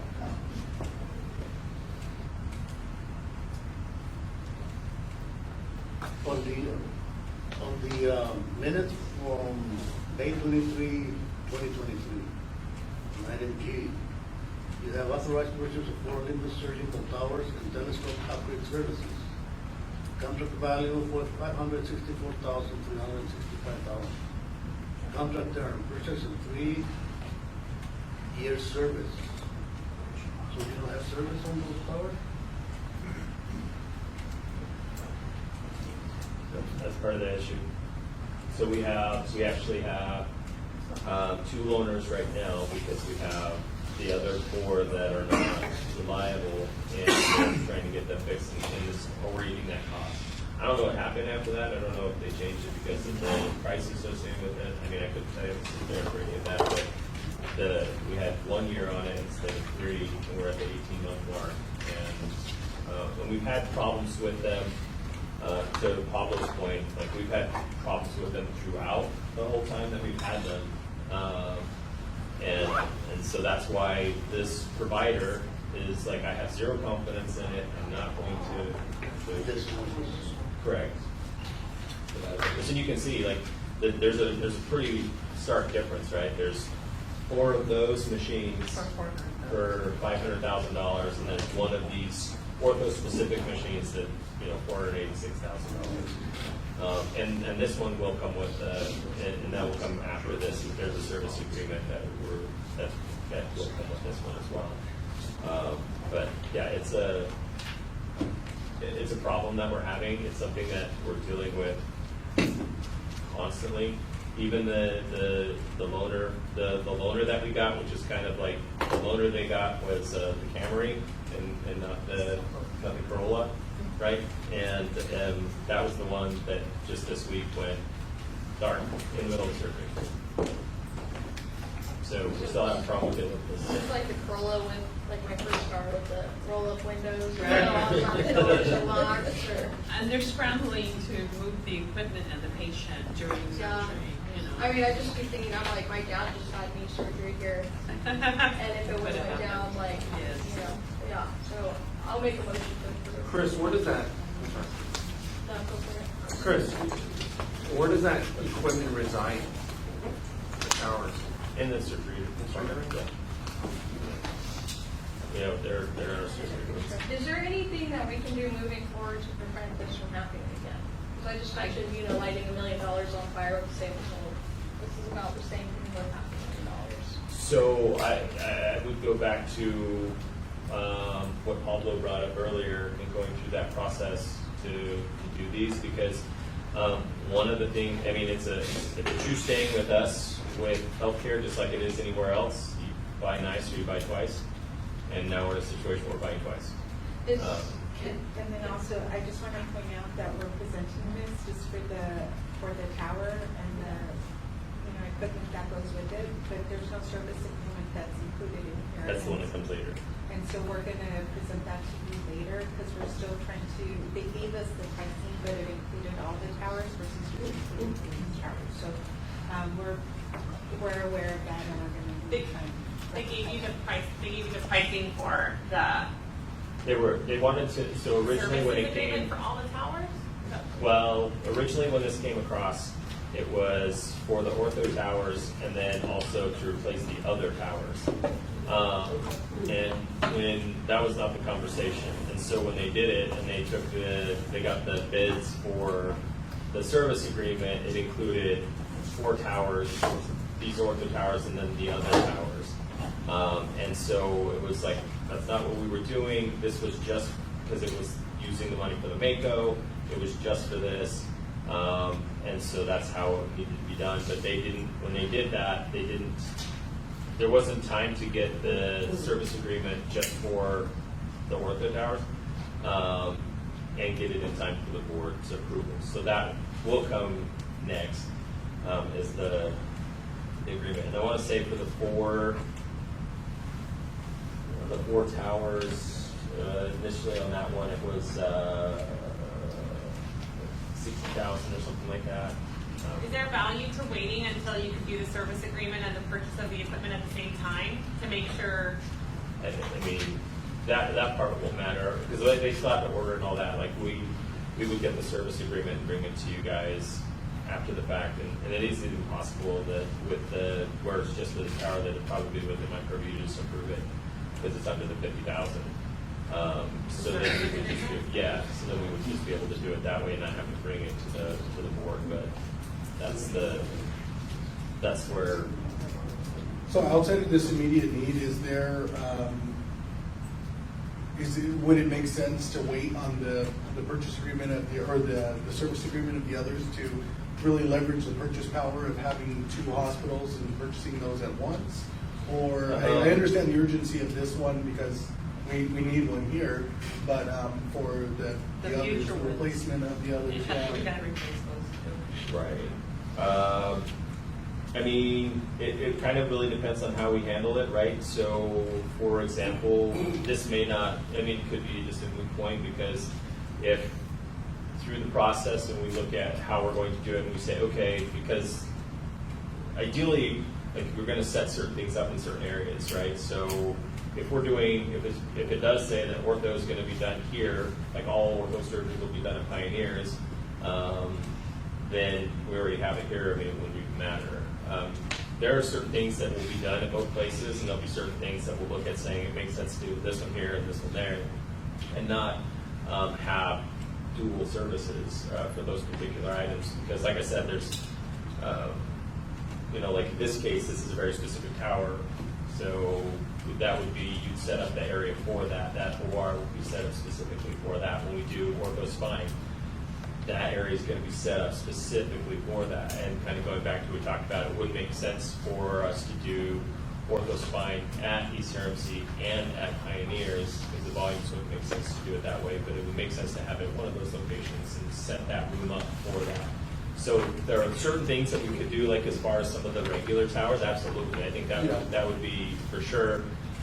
He's looking at doing something different. We're definitely going to be looking at doing something different. We'll definitely get some value there doing those together. But some of these that are going to be, potential one-offs because they're specialized in certain things that we will, we're not going to buy it for both locations, and so we wouldn't get the benefit of both in those cases. Also too, like if we were ever to consider being a center of excellence for joint hip program, then it would be best if we just have Keep it in one area. So that would be also another reason why we would want to just have them in there. And I guess I am wrong, they just pointed that out to me too. I thought this was just for one, but it looks like it's for two towers, two ortho towers. Oh. Yeah, but it's followed. But also, kind of going on what Donald was mentioning, so let's say we do combine, bring everything to one location, so then we would probably bring the equipment that's at El Centro as well over here. What would we be bringing over here to avoid redundancy and purchasing something now that we don't need if El Centro already has it in 6 months? Yeah, they don't have it. Yeah. So then we wouldn't. I do want to mention Dr. Lai is like highly efficient. He's like one of our best, if not best, as far as efficiency. And so he has 2 rooms running. Like he'll be in one room doing one procedure while the other is getting ready and ready to go for when he's done here. And so he just jumps from one to the other. And so that's why the 2 are there, because he's just going. That's really He good. requires 2 rooms. Okay, that's really good to know. And there's actually a pretty good discount. Yeah. So like, I have no issue buying this. My biggest thing is say you have a policy, right? And how it's not being followed. As far as the committee, I think the biggest reason for that is the turnover as far as the leadership, the people who are involved in that, and it's just been difficult to kind of get it to where it's an established process. We've had it, and we do it, and then people like leadership is not there, or multiple people wearing multiple hats, and so then it gets put on hold, and we just don't resume. So it's not a good excuse, but I think that's that's actually one of the reasons why. And I will also say, as far as the not having that service agreement, the biggest reason for that in the past has been, just trying to save money and saying, kind of like what he had said about like deferring maintenance and stuff and hoping things don't break or everything goes well. That's part of the reason for that. Well, it sounded like you probably trusted the brand because apparently it was known as a good brand at one point. So the person who was running the department, very knowledgeable, and he made the recommendations as far, so to say. And it was, we did have different, if I remember correctly, there was different vendors that came into presentations. The physicians also were included in that. Dr. Lai did want his own, like ortho-specific ones, but the response back from the director at the time was, and what the vendors were promising was that these towers were good enough to for specialty services for ortho. And they were, well, they're not even. I could say more about that. Carol, is Dr. Light the only provider in the valley that does this kind of work, or are there other? We have some providers that fill in, some surgeons that fill in for him, And and I- they're very good, but it's not like considered full-time hours. Okay. Are they feeling locums? full-time. They're locums that we have, and they've been with us for some time. I believe it's 2 of them, I can't recall, 3 of them, I can't recall their names right now. So they work directly with, what about other partners in the community with other entities, medical entities? I mean, you know, Is there a reason that there's such a shortage in ortho surgeons here? It's not just here. I was asking, like, Yeah. I mean, it's like we have one. Yeah, it's not just here. I mean, it They're is. aging out. Yeah, it's kind of everywhere, but it's just like all the rest of them. Like we struggle with a lot of them, and Ortho's the same way. I see there's an Olympus adapter on here, on the, one of the line items, on the thing. Is that so it can communicate with the others, or if, if we're here, saying how bad Olympus is, then why is there an adapter there? I'm just trying to understand. That would be the case, but I wouldn't find out for sure why that's there. I mean, it's very This is small still in on price the- in comparison to the rest of the things on here, but I just wondered. If we get this tower, is there going to be an overlap between the contract we have with the Olympics and then? We don't have a contract with Olympus. Oh, you don't have a contract? Yeah, that's the problem. Like I said, we have 2 loaners right now that we're using, and we have, because we had issues with all of them doing the exact same thing. And so to me, that was very odd too. So I actually had to look through all the power, making sure that we didn't have any issues with our plugs in there. Did we need to put them on surge protectors or any of those type of things because of the typing? I mean, it really was kind of an electrical type issue. And then we ran it through everything as far as all the connectors and everything else, just to make sure that we didn't have some, just bad connections. We did all that stuff on our end and came up with nothing. Olympus is scratching their heads on it as well. We can't figure out why. They wanted us to send all of them in to get them fixed, and I was like, no, that's just going to be, they're just going to eat up all our money if they did that. So we sent one of them in so they could figure out what that was, because I'm pretty sure it's going to be the same with the rest of them because they're doing the exact same thing. And then the little bit better model of what they sent us is doing the exact same thing. So, and some of those had to do with some connections and some solders that were missing and stuff like that shouldn't have happened. Is there a prorated Requested a value? meeting with Olympus to kind of escalate and see how they're Get the going rest to pull, fixed. because of all the issues that we're seeing. Is there a prorated value on the machines that are going to be There, sent back? Or there is. All 4 of them was going to bring in a whopping $28,000. Might as well zone it into Mexican. I used to have a roommate who, he got a new pair of shoes in the mail one day. This was back in 1991. And he goes, yeah, James, the shoes didn't really fit you well, so I called back to Nike. And then I get blown off by level 1, so I escalate to the manager. Then I keep escalating before I get to the top guy, and you'd be surprised with, how much of a response you'll get. And so basically, he was saying, just keep calling, keep climbing, keep climbing, and then eventually you'll hopefully get in. You got a brand new pair of shoes. That's an example.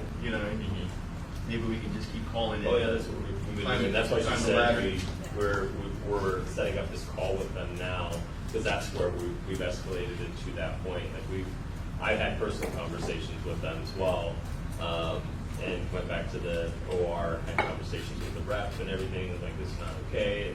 And now we're at that point where they still are like, well, we don't know what's going on, and now we're having issues with their, and we're paying for these loaners. And so yeah, They're giving us letters for free? Yeah. Olympus doesn't do anything. They need to work on their customer service. But this is like one of the things that you guys will find out. You've got a Corolla, that'll be a thing. Yeah. But even with that though, you're going to see that as we go through these things and we're buying things like, we're spending tons of money on, CT machines and MRI machines. It's really like the service agreements that come with them are just ridiculous, and you kind of almost have to have them. And it's just kind of a racket is really what it is. I don't know if you feel the same way, Pablo, but it is like, it's a racket because you're just like, wow, we just spent, $600,000 on the CT machine, and now we're going to spend $150,000 on the service contract that's only good for 2 years, and we're going to have to redo it again. And this thing is brand new. And then you're gonna have to pay $30,000 for the upgrade of the software. Yeah. At the top. So, Because they won't support it, and To then you that pay. point- this is how it But all. to that point, wouldn't it be better than to agree to the purchase, once we know what the service agreement is, maybe we can negotiate some additional coverage on that? I mean, that's what we do. We try to get the best deal possible on all the stuff that we do. There's multiple times that we'll work that to our advantage. Often they'll be like, yeah, you've got to throw in an extra year for free. You have to do this stuff, otherwise, we're going to go Canon or whatever. And so we try to work everything that we can, like with all contracts, whether it's with the new piece of equipment or it's a consultant agreement. I don't want to spend any more money than I absolutely have to. And like I said, it's kind of like a game, unfortunately. You have to know how to play it. You play the game and try to get the best deal that you can. And So even though if we approve this tonight, you're not gonna place the order until we see what the service agreement. we'll have the service agreement paperwork probably tomorrow or the next day. That being said, earlier you mentioned that you just noticed there was towers in the borough. Are we looking at one then, or are we looking at two because of the It's two two. rooms that? Yeah. It's 2 for each room. Two for each We room. pulled 2 of them off, and that's where I got confused. So these are for 2, and then we took those other 2 off. I feel very comfortable coming from you and Pablo that we definitely don't need to be moving forward with Olympus anymore. Right? I really do. I have a question as to how this relates to the overall liabilities. So if they're derated that much and we still have that on the books, like how does that factor in with the 150 million that you were talking about earlier? So if their evaluation it was a liability of X amount of dollars because of the value of this machine, if we're just getting rid of it or if we're only getting back that amount, how does that change the overall evaluation? Yeah, the depreciation. Well, there's no liability for that to pay cash for them, so they're just going to look as an asset, but it would be depreciated off, obviously faster than, it would need to have a higher value than 20. There's no liability. Oh, that's all the question that I had. Do you have a motion? I so moved to. Second. I have a motion by Menard and a second by Proctor. All in favor, say aye. Aye. Any opposed? Any abstention? Motion carries. Now you can go. Submitted previously, so unless you have questions, it's there for your review. Does anybody have questions?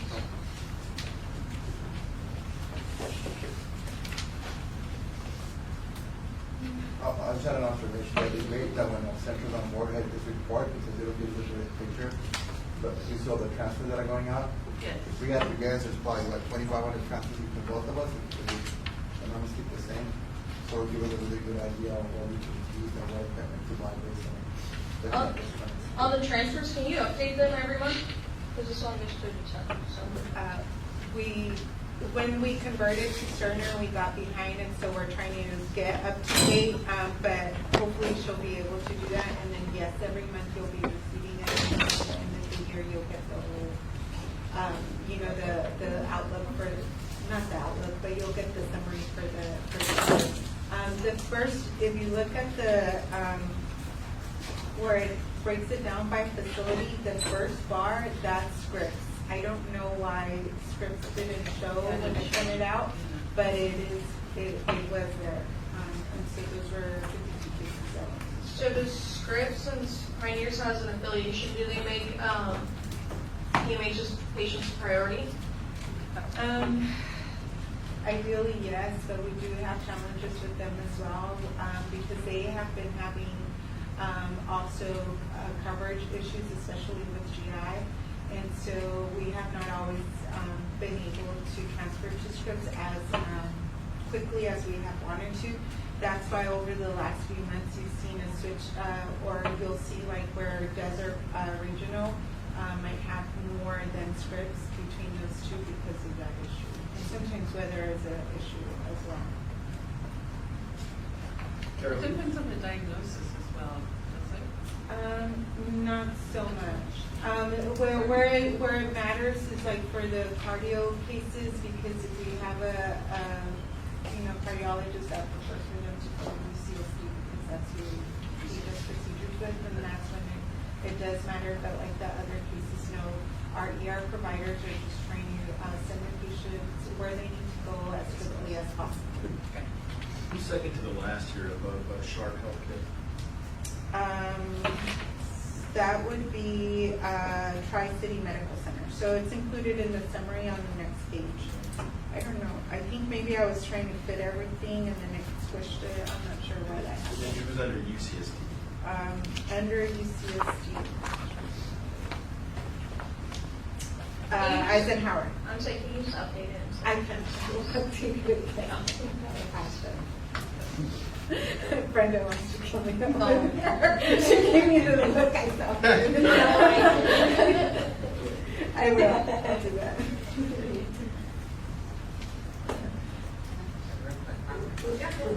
We don't have to approve this, right? It's just No, our it's just information. informational. When And I was- again, if there's anything else that you'd like to see on a monthly basis, I'm happy to include that. I just wanted to say real quick, because I know at the last meeting, I kind of chastised you for giving us the financials at the last minute in really tiny print. And I was gonna say thank you for getting them to us ahead of time, so I could print them, so I could actually read them and look at them. So, before I forget, I wanna publicly say thank you, that was awesome. And I do like your report, so if you can, fix the little issues and update it, that would be awesome. Fonts, because I also have a trouble with the small font, but if you need a bigger, Well, no, the small ones are fine. I mean, if I get them via email, I can make them, as big as I need to. Let's make 12 the minimum. I'm there now where I have to get the big. Yeah, I'm getting to that age where you either have to hold it way out here or I need to grow it up. So. But I did want to say thank you before I totally forgot. So I will. No worries. All right, Ms. Carol, anybody have anything else for the CNF? Do we have anything? Thank you.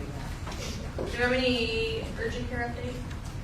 Yeah, the urgent care completion project didn't move forward because the architect firm developed a policy with City of Calexico Facilities Inspector. We had a long conversation and a really heated one. The owner of the company did call me back after I asked him. I did what Director Garcia just said. And I kept elevating until somebody called me back and said they're going to be on it right then and there. When we were in closed session, they did call me back. They got a hold of the building inspector. And right now, the only issue is if you remember the CT room, there's a double door back there. And there's Chris pointed that out when he first walked through. And what the architect is saying, that's not an exit door. It was just to facilitate putting in a CT scanner when you get one. But the building inspector is saying no, but you need to have an alarm system and this to be a part of the whole fire program. So right now they're gonna have to set up a meeting, finally a meeting to walk in and find out if it's a code issue, if it's a local issue. At the end of the day, I'm sure that Mr. Chuck Cortez, the building inspector for Calexico, will have his way. And so we should have something sooner. As they always do, the architects should know that. Yes. Do what they tell you to do. Yes.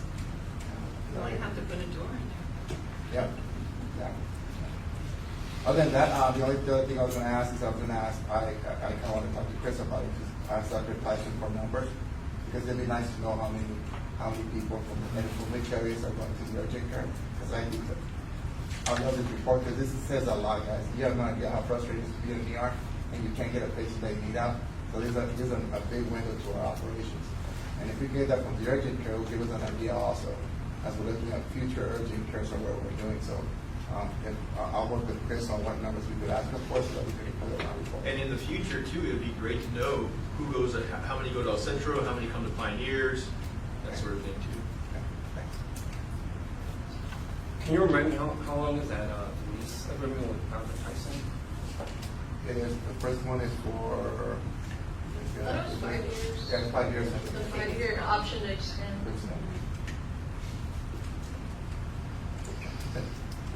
Thank you. And we do do need to have some, and I know I've said this before, but we do probably need to, as we talk about other items for future agenda, I do think that needs to be put on there as far as how we're gonna handle the other half of the building. And if it is something we're gonna have Tyson do, or if it's something that we are going to take over ourselves. And that conversation needs to be had so we can kind of square up what this payment will actually be once it's done with this free time. I think you guys should figure out a plan. I think we should. You would. So I do have a question about that. Does it mean that it has to be Dr. Tyson? No? I have a question, and since Pablo's here, because we're talking about maybe utilize the other side as a pharmacy, Well, it is set up as a pharmacy, so it is. and then you just establish a new compounding pharmacy in El Centro, right? It's a branch retail. So Retail. Yeah. So that's not something that It's a can good be idea under to have a retail pharmacy there. Yeah. Okay. You could capture also the 340B patients for the community there. You get better pricing Okay. if it doesn't change by Congress. So, yes. Who knows what's gonna change? My competitors. One. Now we'll move on to CEO report.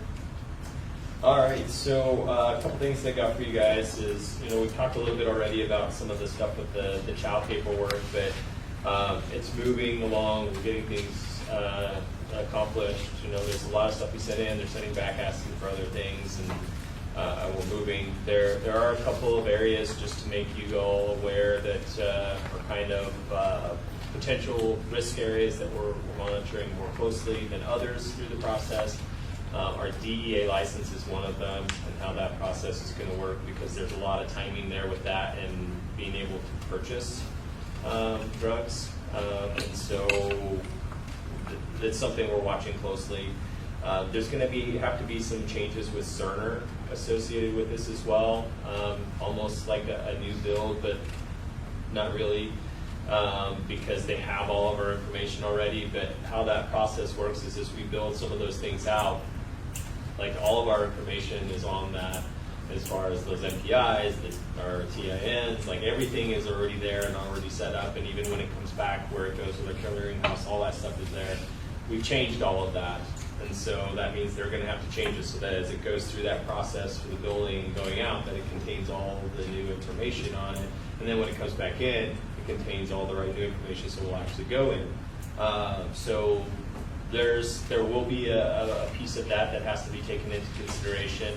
The other side of that that's also going to potentially that will be an issue there as well, is as we go through the process with this merger, realistically, the best case scenario is that we get Cerner to work with us so that we all end up on essentially the same instance of Cerner.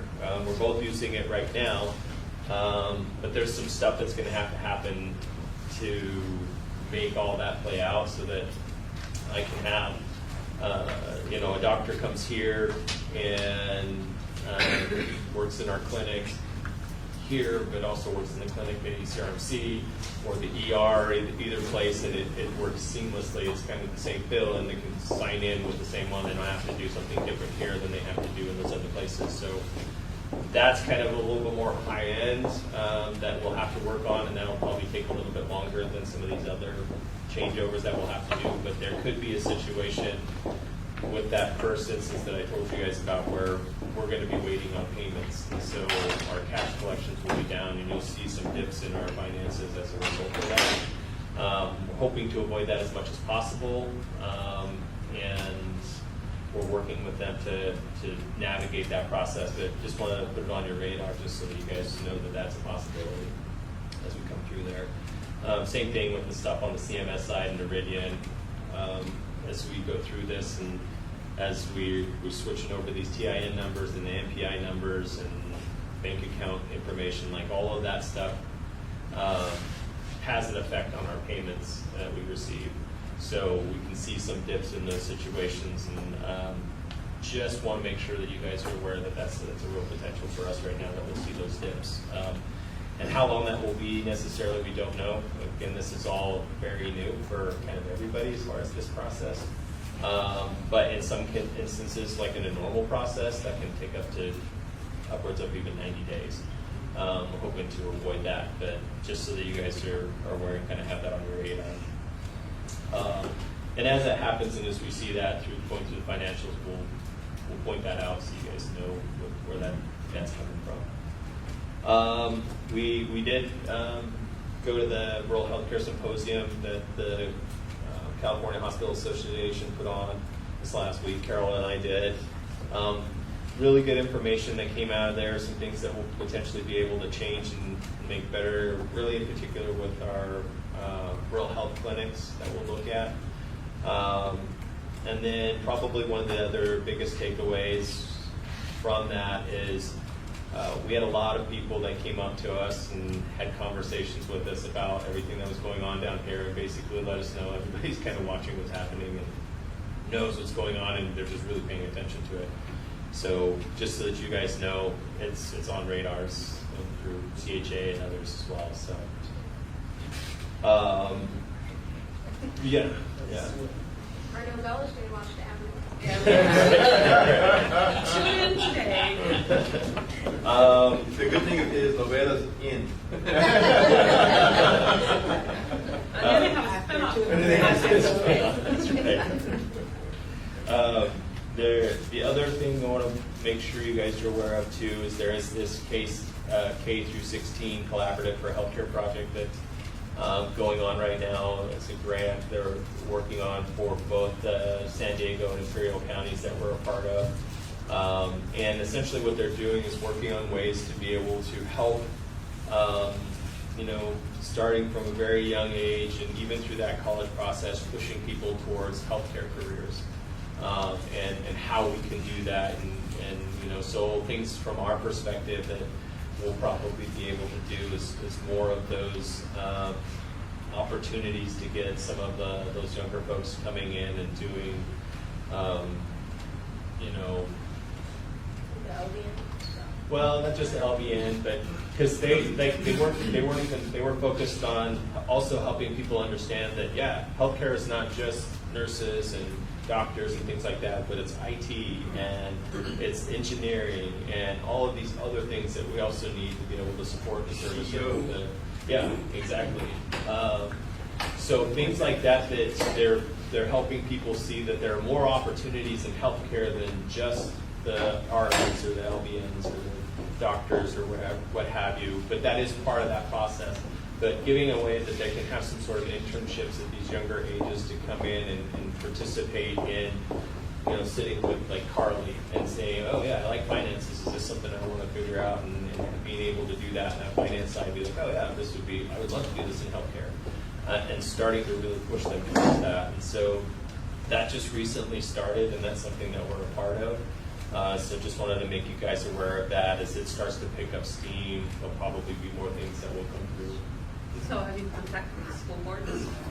Yeah, they're all part of this whole process. So there's a number of people. We just had a kickoff call for it a week and a half ago to kind of go over what that would look like, and like it had a lot of the school board members on there, a lot of people from the county, a lot of the other hospitals. We were the only hospital that participated in Imperial County, but there were some other hospitals from San Diego County that were on there, some of the other clinics and so forth that were on there to be able to have kind of a breadth of folks on there to be able to see what some of our concerns are and how they would manage that through the schools, and also, because like it says, it's K through 16, so even into that college, Right. So they had folks there as well to kind of help see how we would steer people Yeah, in that I know direction. they have a program at Crawley High with SDSU and their students in nursing. Yep.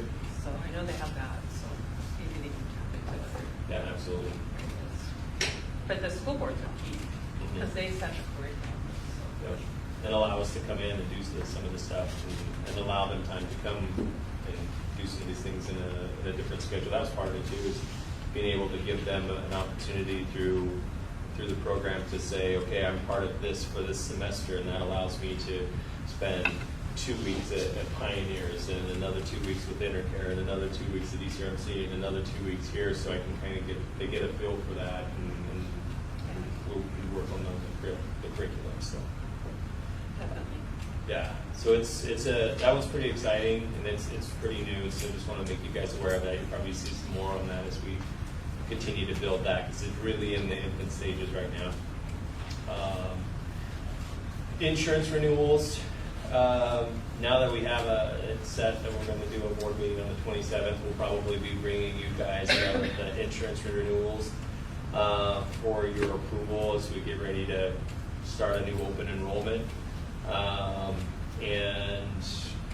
We should have, there's a lot of work that we've done on the background as far as getting quotes and so forth to get to this point now. And so we had another conversation with the group today, Gallagher's, who we're going with at this point, and there'll be some changes to what we're currently doing. And so we'll bring those to you guys at the next board meeting so that you guys can see that and hopefully approve that so we can get everything set up for open enrollment. That's what we're So from the HR, I'm kind of taking over some of those duties for the HR report for you guys, so I'm going to go over that with you. So we did have 25 new hires in February. We did make 57 offers. We had 28 terminations. So the total hospital and clinic headcount is 963 at the end of February.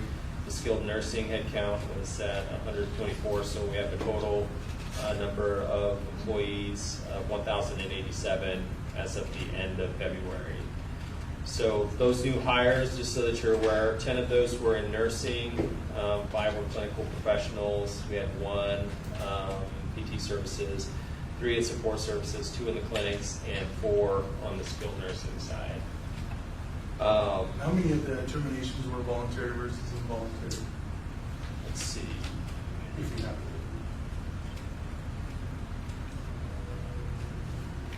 Usually has. Yeah, it's usually on there. Because we had to do things a little bit differently as far as who was putting that together. I don't see that they have put that on here. Most of the terminations are usually per diem, so they're not working anymore, so they just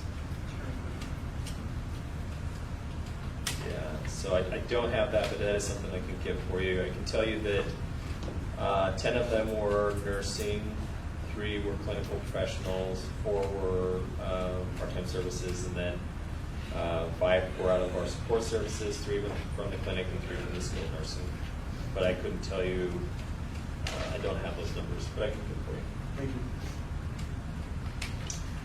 So those are kind of the big numbers to go over. We are working on another program, just so that you guys are aware. I've been working with the HR team on putting together like an employee communication committee, essentially. We'll probably call it something different, but the idea behind that is we are going to get staff from each of the different kind of departments that would come and participate in this. It is something that we would pay them a stipend for, so basically $50 for each one of these meetings that they would come and participate in, but it would be that team and they would meet with me specifically. It's no managers, it's just our frontline staff. And it gives them the opportunity to be able to, bring up concerns and issues that they're having, be kind of that point person for the other people in that department to say, hey, this is our representative. We'll go tell them they're going to meet with Chris. Let's make sure these issues are heard. And so we do that once a month and have that opportunity to sit down with them and go over these concerns, go over ideas that they have as well, on things that they see we could change and make a difference on. And then, like, another piece of that we talked about is just doing something like a little bit more fun with them as well.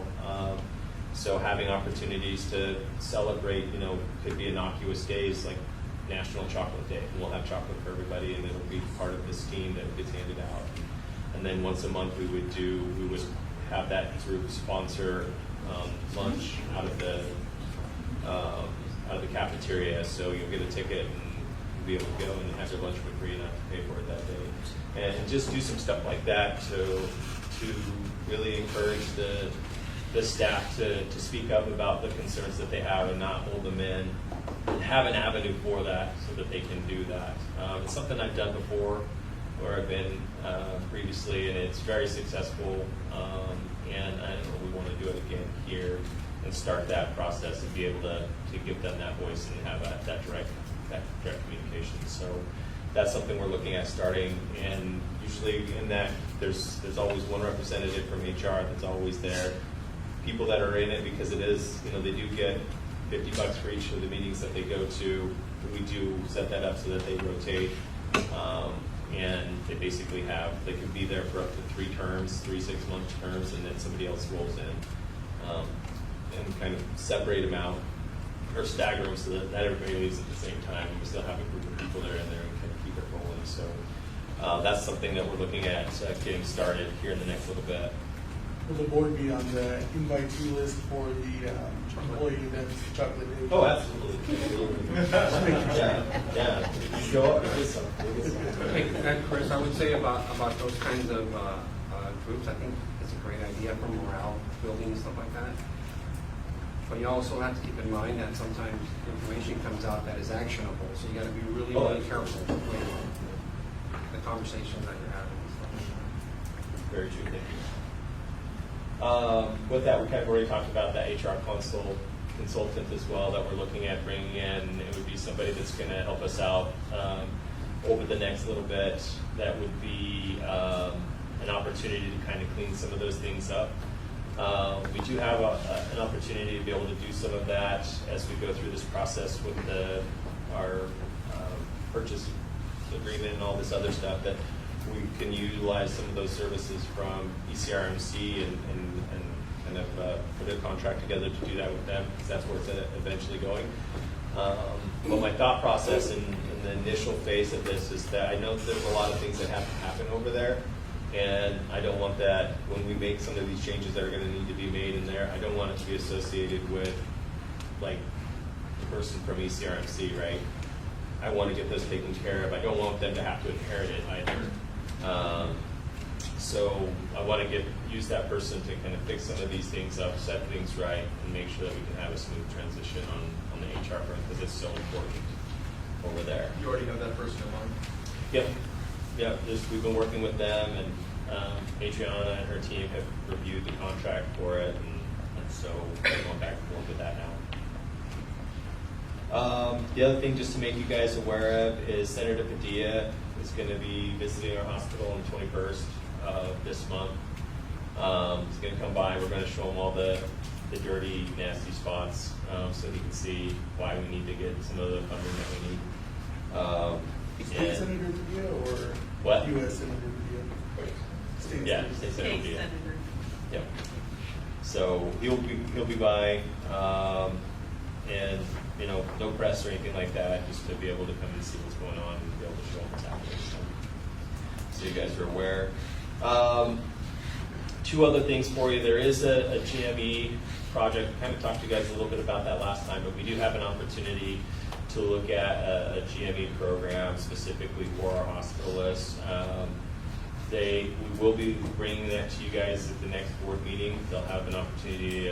I'm asking them to come and present so you guys can ask those questions and that you might have of that. But it is going to be something that at the next board meeting, the operations board meeting, that we will present to you guys and show you some of those options there. And then the last thing I just want to give to you guys on my report is we did have the Blue Angels come by today and visit our pediatrics unit, and they went through the ER and that as well. We did get a little photo op with them, so we'll probably put something out on that. But it was really nice of them to come in and do that, give us a nice little picture. I know the kids really enjoy it. They also went out to the preschool as well, and the kids had fun with them on that as well. But just so that you guys are aware that took place today as well. Oh, awesome. That's my report. And then general counsel report. Just a quick report. So we're early in the legislative cycle, but I like to keep track of bills such as open meeting bills, bills that affect public agencies or healthcare districts. So as these bills kind of get out of their house of origin and start getting some traction, I'll come back to future board meetings and report on any changes in the law. For now, I'm just tracking a couple that I'll bring to your attention. There's an open meeting teleconferencing bill that I'll keep my eye on that would affect the board's ability to teleconference into board meetings, which you can already do, so just remove the sunset provision. There's a collective bargaining bill that will affect public agencies, and a Public Records Act revision that could affect a burden of a public agency to produce records. So I'll keep track of these. I don't want to spend too much time on them, but if it looks like they're going to pass, I'll bring them to your attention. And in the meantime, if there's any bills that you're interested in having me track, there's a legislative tracker, and I'm happy to bring back updates every month so that you're aware of bills that could affect this board. That's my report. Do we have any items for future agenda? Future agenda item, but if we're going to be meeting here and we're going to be Zooming, is there any way we can actually get some sort of like that or whatever where we can actually see and know who's on Zoom watching us? We could probably put a mount on that comes out. That's adjustable. So we can get some stuff set up. We do have for that, like, I don't know if you noticed that because that's new. We just got some of the equipment in because we're going to have an owl that will be in here to be able to do the Zooms on. And so we'll have the equipment necessary to do that. So that will help out with that. But we can look at setting something. I thought the same thing. We need some sort of TV thing set up for those type of situations. So it would be nice, because I can look out and see who's here, but I have no idea who's online. And it'd be nice to be able to see. I mean, unless nobody else cares. You don't have to do it just for me. I can log on my iPad. We watch together, Laura. Okay, there we go. Yeah, we are in the process. Just so you guys know, we've been doing all the changeovers. We've got everybody on the new email addresses. The next thing that we're looking at doing is getting you guys all set up with iPads, so that you don't have something like this in front of you going forward. The next steps that we're working on, setting up for you guys. So that'll be something that you'll be able to take with you. Your emails will be on there. All of that type of stuff. We could do the going on the Zoom, going to and just mute everything. But that we do want to move towards that more electronic style. So that, this is a lot of money. It's a box of paper that we're going to. There's a couple of them, yeah. So we want to be able to do that here in the next little bit for you guys as well, kind of start those transitions. Hey Chris, maybe there's a huge TV happening that I'm the only one that uses it for Netflix or for watching healthcare news. Probably pop that on the stand so you can see the public that is watching Zoom, since that TV we're not really using it. And Yeah, they always there's 2 take- of them in there, huh? Yeah, there's 2 of them, so we can do something about that. That way we don't have to. So we'll Yeah. still Really have offer to it. put it on wheels. Yeah, we can do that. All right. Great. I do have one, since we're talking about the IT stuff. I don't know if it's premature at this point, but since we have both of you here, and my understanding is we do both have Cerner, but we may use different parts of Cerner at both hospitals. Is it too premature to start having the IT people start talking or training each other with the different parts of Cerner? No, that's actually part of the conversation that we had with them today, how we have to get together with them to start that transition. Because the one thing I also don't want to do, there is stuff they're going to have to do for us right now, just so that we don't run into those issues of waiting too long for our payments, right? But in the end, the big thing is making sure, just like I talked about, you know, this doc from this ER can go to this ER, and they can use their same sign-on, and then we don't have to create any different things. And so there's some stuff like that that we're going to have to work through from both sides to make that work. It's going to be a lift because they're just getting used to it, and so then it'll end up being a change on them just as they're getting used to it. And our doctors are used to it, and now it's going to be a change for them as well. So it'll be a bit of a lift, but that's, yeah, it's on our radar for sure. How much is that gonna cost? We don't know yet. There will be a price associated with it. And that's part of that conversation that we'll end up having between the two teams and Cerner, so that they can kind of get an idea of what that scope is going to be, and then be able to tell us, here's how much we're going to charge you to do that. Even though, you know, Pablo and I have had conversation with them in the beginning and saying, hey, this is going to happen, you guys need to set this up, and they're like, so. With that, I know it's being recorded, else is ridiculous.